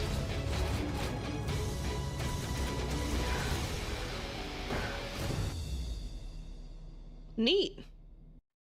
Coming in 2026. This. I like the idea, you know, it's like the visual style has like that dark post-apocalyptic look. It looks like you have quite a arsenal of different weapons you can mess around with. You might have limited inventory. Kind of gives more survival vibes to me, honestly, based on what I'm seeing here, but pretty cool. I mean, I don't really have any complaints looking at this. It seems pretty neat. Seems cool enough. Like I said, the visual style looks cool. I guess that's all I got. Like, I don't really have any more, like, takeaways. Like, I just don't really have a complaint. You know what I mean? Like, I look at this and I'm like, that's cool. Yeah, it does have an old school feel. I agree. It has, like, it has an old school feel, and it has a, like, I feel like this game's concept is very safe. Like, it's not the kind of game that I would say, yeah, this stands out from the crowd. This is ambitious. Like, nothing about this, you know, to me screams like ambitious or whatever. But it seems like a fun, enjoyable, all-rounder kind of game. Like, if you like this kind of stuff, you might really enjoy this one. So, like I said, I don't really have any complaints. I like the style. I like the concept. pretty standard, nothing crazy, but well, so far, I don't know. But yeah, I like it. You caught up with the whole Crimson Desert thing? Yes. So I looked into what was going on with that, because I saw the mixed reviews and I was like, whoa, mixed reviews for like, you know, a game that's like as expensive as it is. I gotta think about that, right? So I did hold off on purchasing it. I did, however, buy 2 other games that I'm actually playing this week on stream. So tomorrow I'm going to be playing Hotel Architect. I've been wanting to play it for a while now, for like almost 2 years. It feels like I've been wanting to play the game. But it's in early access now, and it's about to get out of early access. I think their next patch is supposed to be like 1.0 or something like that. I could be wrong, but that's my understanding. So I was like, you know what? Let me buy the game now, try it, see if I like it. And give that one a try. And then I also decided I caved and finally bought The Legend of Kimori, because I saw that and I was like, you know, just reading like the reviews and stuff, it looks like they came out with a patch to like deal with some bug fixes and stuff. And I was like, okay, well, that might have just been the issue right there. So who knows? I'm gonna give both of these games a shot. As far as Crimson Desert goes, it looks like there was a lot of issues with people not liking the controls of the game and stuff like that. And I guess it's more of a purely exploration kind of feeling game. I haven't really looked too far into the actual gameplay itself, but that's kind of like the vibe I was getting based on like people's opinions on the game, if that makes sense. Apparently they released a patch to kind of address some of the issues that players had regarding the you know, the mapping of keys and things like that, and also the overall setup, because there were people who were saying that the game is not really good for mouse and keyboard, but you know, or that the game was better for controller, and so it looks like they might have addressed that. Let's see, it will depend well on how it's gonna play. Yeah, I agree. Let's see, and I assume you mean this game. What did you do? Let's see, they did have a patch based off some of the complaints, so you have that at least. Yeah, I mean, for them to react so quickly with the patch, you know, that's good. Let's see, I think also an expectation versus reality kind of thing. Yeah, I think it might also be like some people just don't vibe with a certain style of game, you know what I mean? Which is fine. I mean, you don't expect a game to be for everyone per se. At the same time, the game does look interesting. I don't know if I would play the game. I'm kind of like on the fence, because on one hand, the price is very steep. So I'm just kind of like, you know, for the price of that one game, I could literally buy like 2 or 3 2, 3, 4, 5 games on my, like, I'm not even exaggerating, on my wish list right now on Steam. So it's kind of like, I'm not really sure if I want to spend that kind of money on a single game. That's one of the barriers for me personally. I don't know. The fact that and I think that their score went to mostly positive after that patch, which is great. So let's see, the devs said it's sandbox open world because it looks a lot like a modern RPG games. They expected something different. Really? Huh. That's interesting. I mean, I can kind of see what you mean by like a disconnect, maybe. I don't know. I'm not really sure. To be honest. Like, on one hand, like, the game looks cool, looks interesting. I saw the trailer and was like, oh my god, that might be my kind of game. You know, like, I really thought, like, this could be fun, right? But when I saw that price tag, it was like an instant turn off. Like, it just kind of like killed me inside when I saw the price tag. I don't know. I'm kind of like low-key wondering if I should just wait for the game to eventually go on sale or something and then play it. But I know by then it's like not a game people will be playing much or like keeping an eye on much. But I don't know. I could be wrong.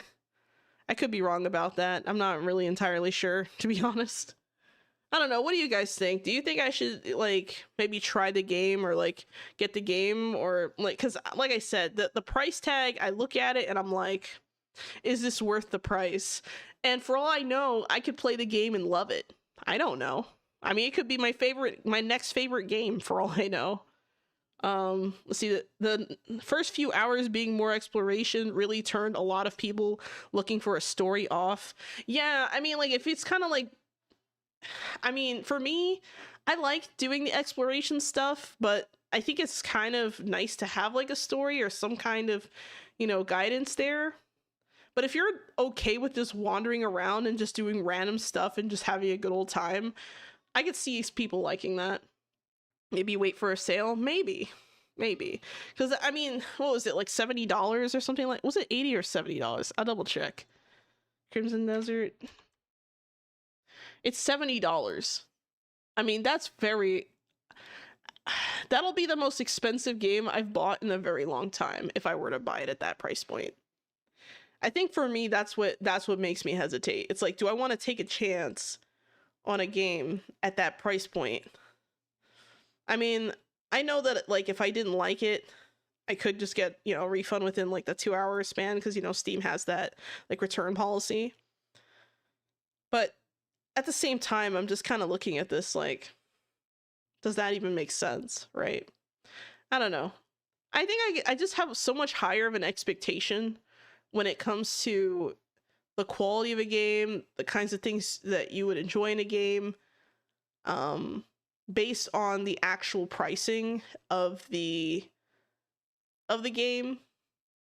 And, you know, I'm not going to have the same expectations for a $70 game that I do for a $20 game or a $5 game. You know what I mean?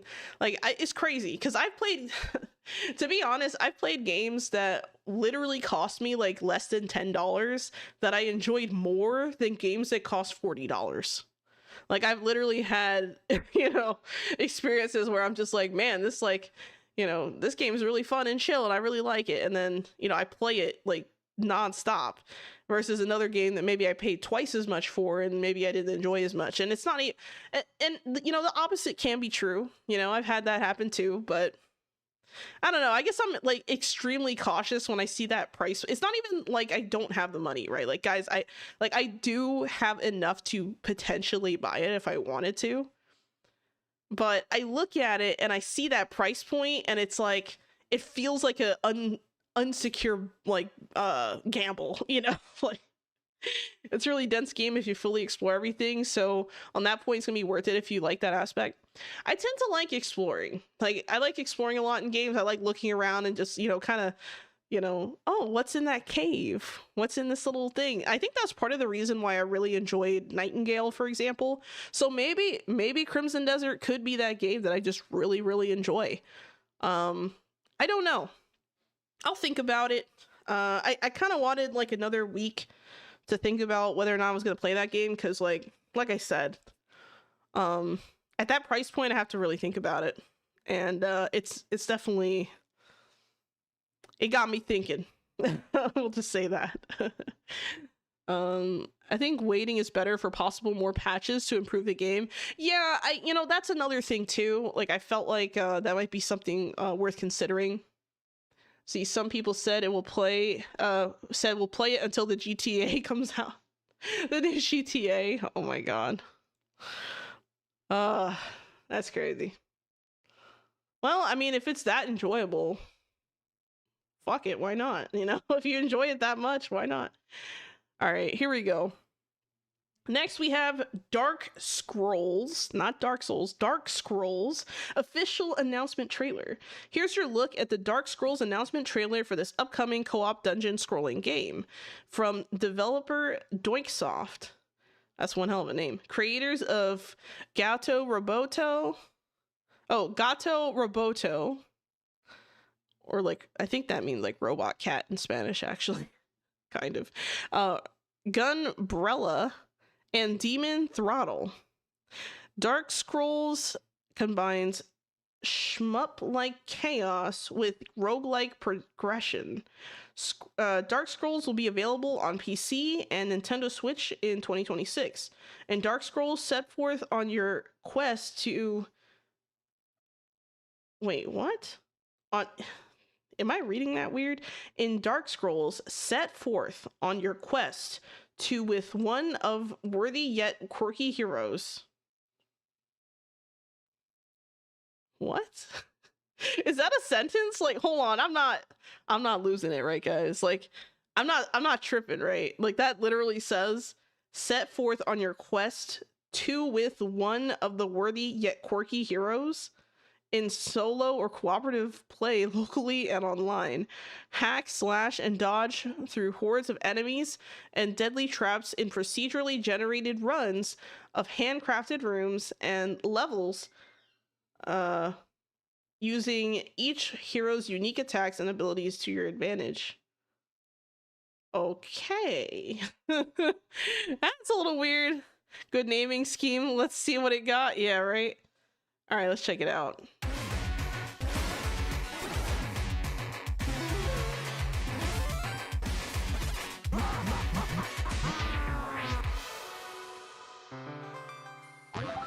Man, this is really giving me like old school, like kind of arcade vibes.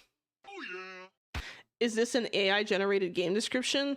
It didn't come off to me as AI. It just looks like they like messed up in a typo or something. Or it could have been like AI translated or something weird like that.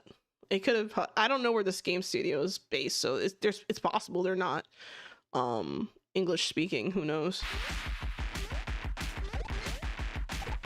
Oh my god. Okay, that one wasn't that bad. That I saw the spider the last minute. Okay, I'm all right. I'm all right. It didn't kill me. I saw it like just slowly moving up, and I'm like, what is that? Ah, we're good.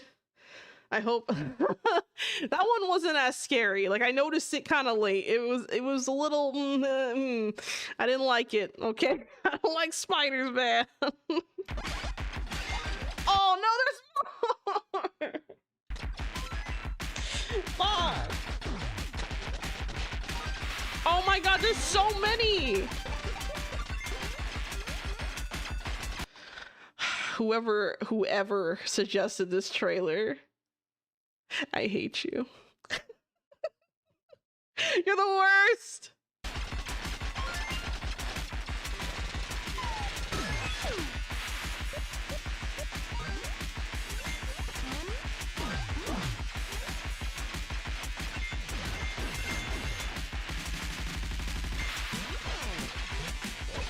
So these characters that you can play as, it looks like there's like a wizard, a chef, some kind of like rando guy. I don't know. Like a barbarian or something. It's weird.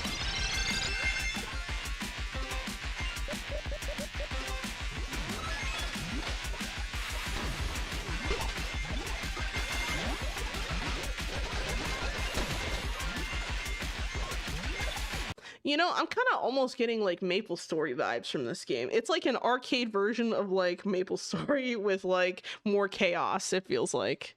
Yeah, it's very like arcade like, I agree. You walked into the trap. Yeah, I guess I did. Oh my god.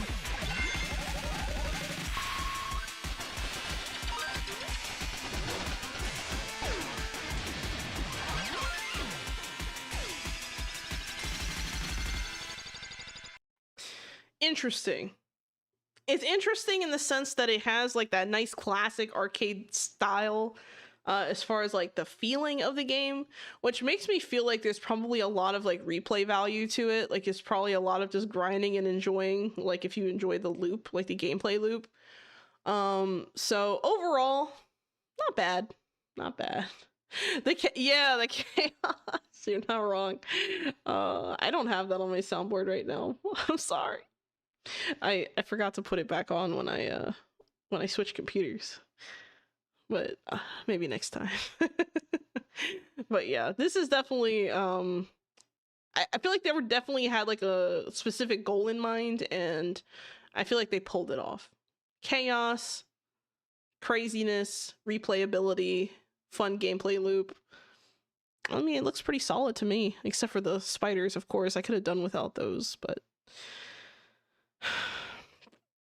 oh man. The spiders kind of caught me by surprise, I'm not gonna lie. I was like But I've seen scarier ones on the channel. You guys have sent me like ones that are just straight up nightmare fuel. So compared to some of those, this one was pretty mild, but it still wasn't great. All right, next we have Stellar Drive official announcement trailer.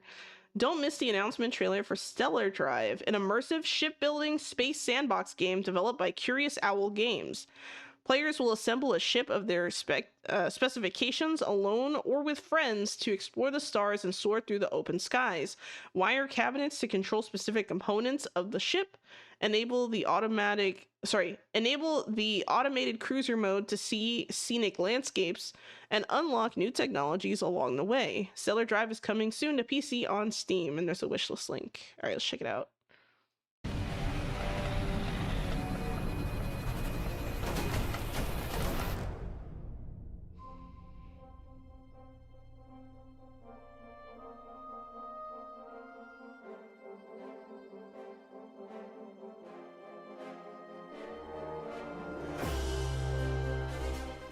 Oh man, so it's like Satisfactory, but like on a ship or something. I don't know. That's kind of the vibes I'm getting.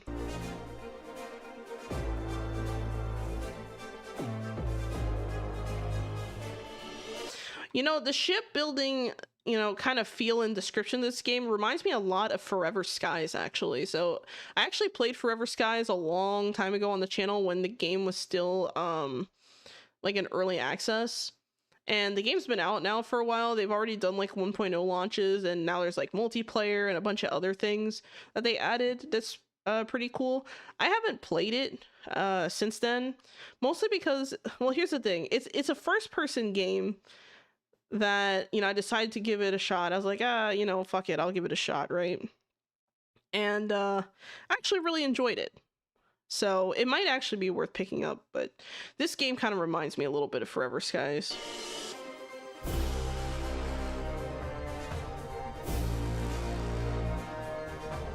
Thank you for the hug, Nito. I appreciate that.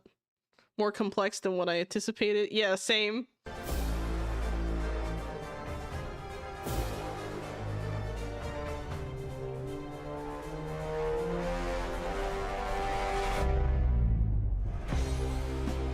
Discover new worlds.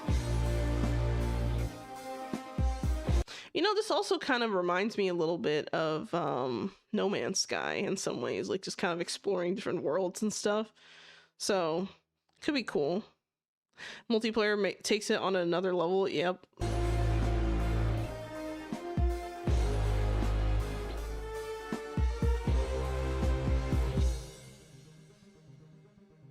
Stellar Drive. Wishlist now on Steam. I like this one. I think the only thing I don't really particularly enjoy is actually maybe the art style, to be honest. Not the art style of the characters per se. Like, I think the characters look fine. I think the actual components and stuff look fine. I just don't really like this environment. Like, it almost feels like they, I don't know. Like, it's almost like they decided to focus a lot on, obviously like your character, the shipbuilding and stuff like that. But then they kind of neglected the background, it feels like. I don't know. It almost... Okay, maybe this is a hot take, but it almost feels like to me that the game's environment and background is like a completely different art style and somewhat incohesive to the like shipbuilding and characters. Like, something about this, it's just, like, look at all the trees and stuff in the background and these, like, weird hills, and I don't know, like, I mean, it looks like they're, like, landed on ice, maybe? It's hard to tell if they're on ice or if they're on, or what they're on, you can't really tell if this is water or ice looking at this, like, surface here. I just don't really like the environment. Like, something about the environmental art just does not appeal to me. And I don't know what it is. I don't know if it's like the shadows or the shading. I don't know if it's overuse of the same model of tree over and over. But something about it just gives like this weird, like, uncanny feeling. Just looking into like all the trees over here. I don't know what it is. Yeah, the background artist feels like they took a vacation. Yeah, like... It almost feels like placeholder art, to be honest. To infinity and beyond, says Catchy Kochu. It's funny. But yeah, I don't know. Not liking the environmental stuff. Like, I think it just looks so dull and so dead. Like, if this is supposed to be Earth, why does Earth look so dull and dead? Like, is it actually a post-apocalyptic game? Or are we talking about futuristic stuff? Like, what is the purpose here, you know? Is it both? But then they show, like, you know, exploring other worlds, and, you know, this looks kind of cool. Like, okay, you know, I could accept this for, like, I don't know, maybe a planet or something that has a lot of, like, weird sand or something. Like, to me, that's kind of acceptable. That makes sense. That's fair game. But, like, for what looks like Earth, that, I mean, it just looks so bland. It's like, I know I said that like a million times already, but it literally looks like they took the same tree, made it like various different sizes, chose a big area of the map, and said randomize. Like, you know what I mean? Like, it just feels lazy. Like, I don't know what it is. Like, the skybox has like no clouds, no texture to it. There's nothing. Like, it's so weird. Like, I mean, it just literally looks bizarre. Like, I have no word. Like, why is a skybox like pure blue, but like, I don't know, man. It's just weird. It's weird. But I will say that the actual character art and, you know, I don't know, maybe even the ships, like this ship right here, I don't really like the design of the ship. Like, I don't really like the shapes and how it looks. Like, maybe it just looks this way to be functional, and, you know, I guess that's kind of understandable, but I feel like there's a way to make it functional and fancy. Like, and when I say functional and fancy, I don't mean like literally fancy, but like interesting visually. Like, for example, going back to Forever Skies. So I would say, based on, like, if I had to choose between Forever Skies and this game, I would probably choose Forever Skies, which might be unfair if this is, what is it? Well, this is an announcement trailer. It's supposed to be coming soon to PC. It doesn't say anything about early access or anything like that. So if this is supposed to be finished product coming soon, I have concerns. It feels like it's an alpha. Like, just looking at it visually, it feels like it's an alpha, which is a shame because it looks like it has a lot of potential for, you know, some fun shipbuilding with friends and things like that, you know? So yeah, that's my opinion on that matter. All right, we're kind of running out of time here, so I'm going to try and go through the next two kind of fast. We'll see. Duck Side of the Moon, official release date trailer. Check out gameplay and more from Duck Side of the Moon in this trailer for the upcoming cozy open world exploration and crafting adventure game about a duck astronaut searching for a new home in a whimsical galaxy. Duck Side of the Moon will be available on PC, Steam, and Epic Game Store, and Nintendo Switch on May 7th, 2026. After crash landing in a strange but charming galaxy, Doug the Duck sets out on a journey to gather resources, build gadgets, upgrade his spaceship, and discover what that life among the stars might not be as stressful as it was quacked up to be. Now, this is my type of game. Yeah, it does, isn't it, Doc McDonald? I see you. It does seem like your type of game. Let's check it out.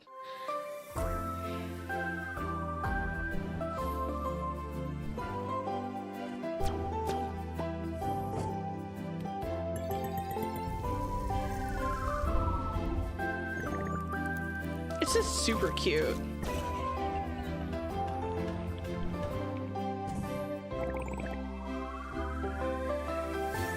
Okay, so it looks like there is a progression tree. Let's look at this again really quick. Oh, it just looks like extracurricular stuff. So you have a joystick, that could be anything. You have music symbol, a home box. I assume that these on the left might be like home building pieces or something. You have like a basketball hoop here. You have some kind of, so I assume the stuff in the middle might be like essentials things, and then the stuff on the left might be like home building, who knows. And then the right could be like hobbies or fun things. I don't know. Oh, you got customization. Look how cute the ducky is. Look at it smiling. Oh my goodness. Aww, that is so cute. I love it.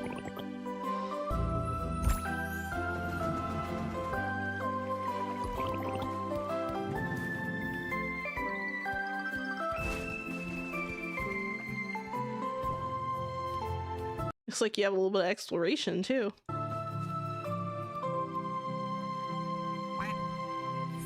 Oh, I love this so much. This warms my heart.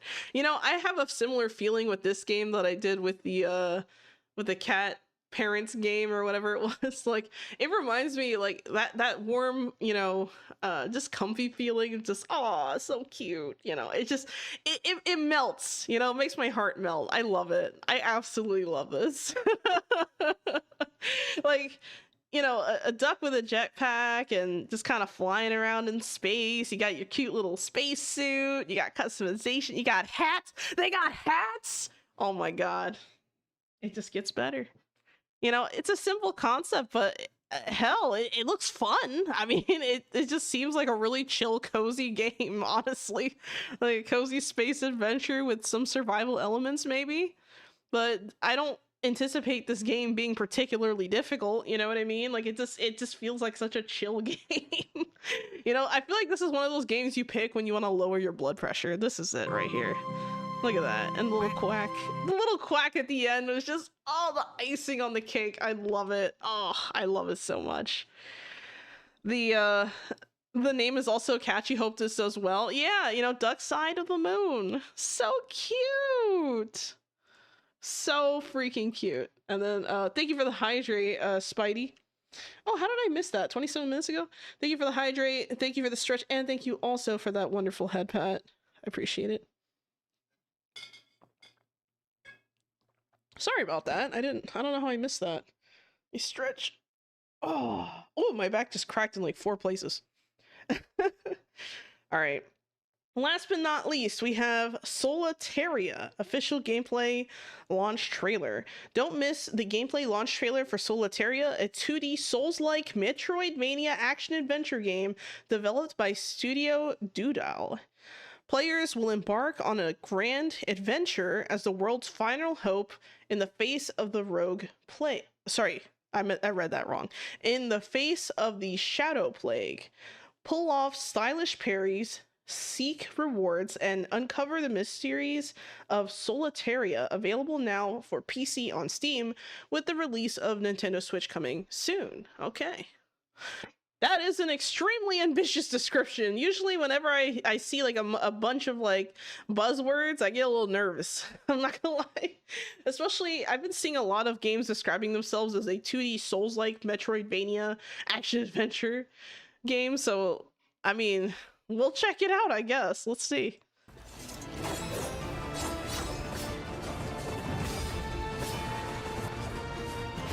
Oh, you know, this game kind of gives me like, Hollow Knight vibes a little bit.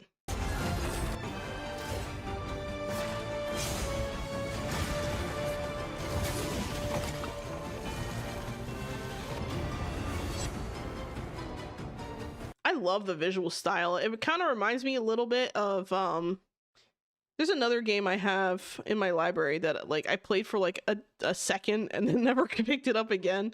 It's called hold on, let me find it. I have it somewhere.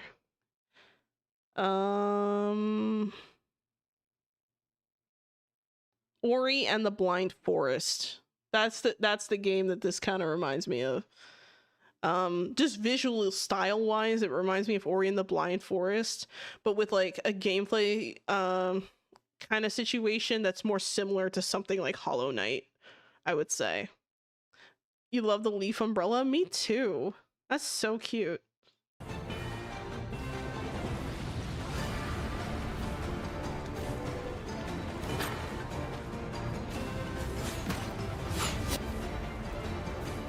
Wait, it said hand-drawn? Beautiful hand-drawn maps? Oh, okay, I see you.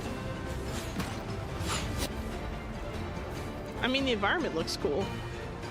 Befriend unique companions? Oh Oh my god, this is just like, this reminds me a hell of a lot of that game I mentioned. Well, oh my god, I keep forgetting what it's called because I haven't picked it up in so long. I actually bought the game on like a crazy sale. It was like 90% off, and it was on my wish list for a long time, and then I finally picked it up and I just put it back down. I was like, I don't know, I gotta think about this one. Yeah, Ori and the Blind Forest. That's the game this reminds me of. Like the map, it's really similar to that game. It's the total opposite of the other game. Yeah, complete opposite. Combine multiple skills to reach new places.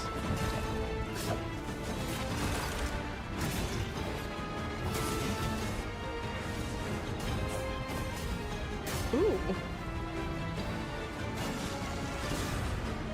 Challenge.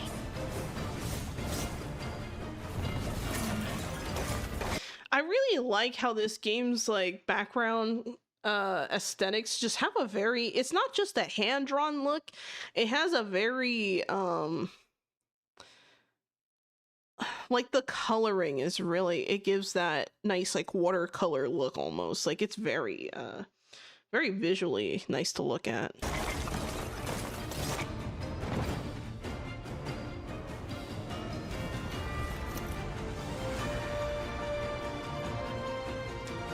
Huh.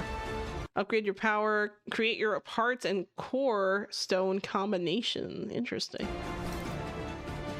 Okay, it looks like, so it looks like there's some kind of depth here when it comes to fine-tuning your stats and stuff. That's cool. Didn't think they'd deliver on that description, but here we are. Yeah, I mean, it's exactly what they said it was. I will say though, I think the visual style just like really stands out to me in some ways because it has like a watercolor look, you know? It's not too soft, but it's also like easy to read visually, which I think is cool. And I like the vibes, man. I like the vibes. That's a great game. Yeah, maybe. Oh, you mean Ori and the Blind Forest? Yeah, I haven't gotten too far into that one. I have the game, but like I just never completed it because for whatever reason, I don't know. I just never got too far into it. Maybe one of these days I'll try it again and see if like I enjoy it more, but I don't know. I didn't really give it much of a chance, I'm gonna be honest. I just kind of forgot about it. But yeah. All right, so final verdict on this one. I like it. Looks good. I don't really have any complaints, even visually. It has its own style. It seems to pick, you know, it kind of picks and takes from like other games I've seen before, but the mesh together is very solid. I think it's very nice. But yeah, super cool. I like this. And this game is called Solitaria, and that's the official gameplay launch trailer. So, super cool. I like it. So my thoughts on this game. Well, not just this game. Sorry, not this one. My thoughts in general. And some other stuff I kind of want to mention. So for the rest of the week, tomorrow I'm going to be playing Hotel Architect on stream. It's an early access game. It's kind of more of like a management sim / city builder kind of game, I guess you could say. I expect it to be something kind of similar to something like 2 Point Museum or 2 Point Hospital, maybe. It has a little bit of a comedic take to it. I think it'll just be good fun to try out. I've never played the game before, but I think it's worth a shot. On Thursday, I'll be playing The Legend of Kumori. That game, I'm more kind of anticipating more. I'm more excited for, I guess, in some ways, because it has a lot of cool features that I would just want in a horse game, you know? I'm just gonna call it what it is. It's a horse game. And I figured, you know, Year of the Horse, we can't just ignore that. You know, we gotta live up to that a little bit, right? So I figured we'd play that game. Yeah, I hope we get some cool gameplay tomorrow and Thursday. That might be really great. What I will say, by the way, over the weekend, I was able to play the alpha playtest for Animula Nook. That's another game that I've kind of had my eye on for a bit. And I decided to do a kind of a mini review on how I felt about, you know, basically my first impressions on the game itself, my thoughts, my takeaways, things like that. I know a few people are looking for, yep, see, reaction review, are looking forward to that. That video, I anticipate I'll probably finish that video sometime tomorrow. So it might come out tomorrow for members, and then on Thursday or Friday, it'll be out for everyone else. So keep an eye out for that. I am also still working on a V-Rising guide video. That video is going to take me some time though, because there's a lot of like detail and things I don't want to forget to add in there. So that's another project in its own. And then I'm also working on another third video that I haven't quite started yet, but I'm getting like the pieces into place essentially. I've seen bits, but we will be waiting for your take. That's fair. That's, you know, that's the thing. Like, I try to, I feel like with games, like I can be a little bit picky sometimes when it comes to like, you know, the kinds of games I play, the types of things I like, you know, I have my own preferences. Yeah, I've been pretty busy. It's hard. Like, I feel bad because like I finally put out the Power World video, the last Power World guide, like about a week ago. And like before that, I posted nothing for like 3 weeks. And I was like, oh my God, this video's taking me forever, but I'm also working on like all these other things. So it's going to be a busy summer. On top of that, I also have some good news.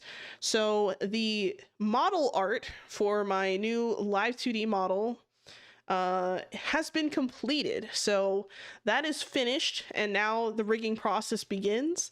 So we will see how that goes, and yeah, I'm looking forward to debuting that sometime. I'm hoping to debut it maybe sometime later this year. So keep an eye out for that. And I'm also going to make a, I guess like a somewhat big announcement to, well, maybe not, I don't think reveal is the right word for it. I'm also going to not only debut the model, but I have something else to go alongside the model that I think you guys might like. So we'll see. We'll see how it goes. But yeah, that was pretty much all the stuff I wanted to talk about before I go. Let me just make sure I don't miss any stream streaks. Let's see, what do we got here? Looks like we only have one stream streak today. Isekai Dude has reached a 30 stream streak. Please give them a round of applause.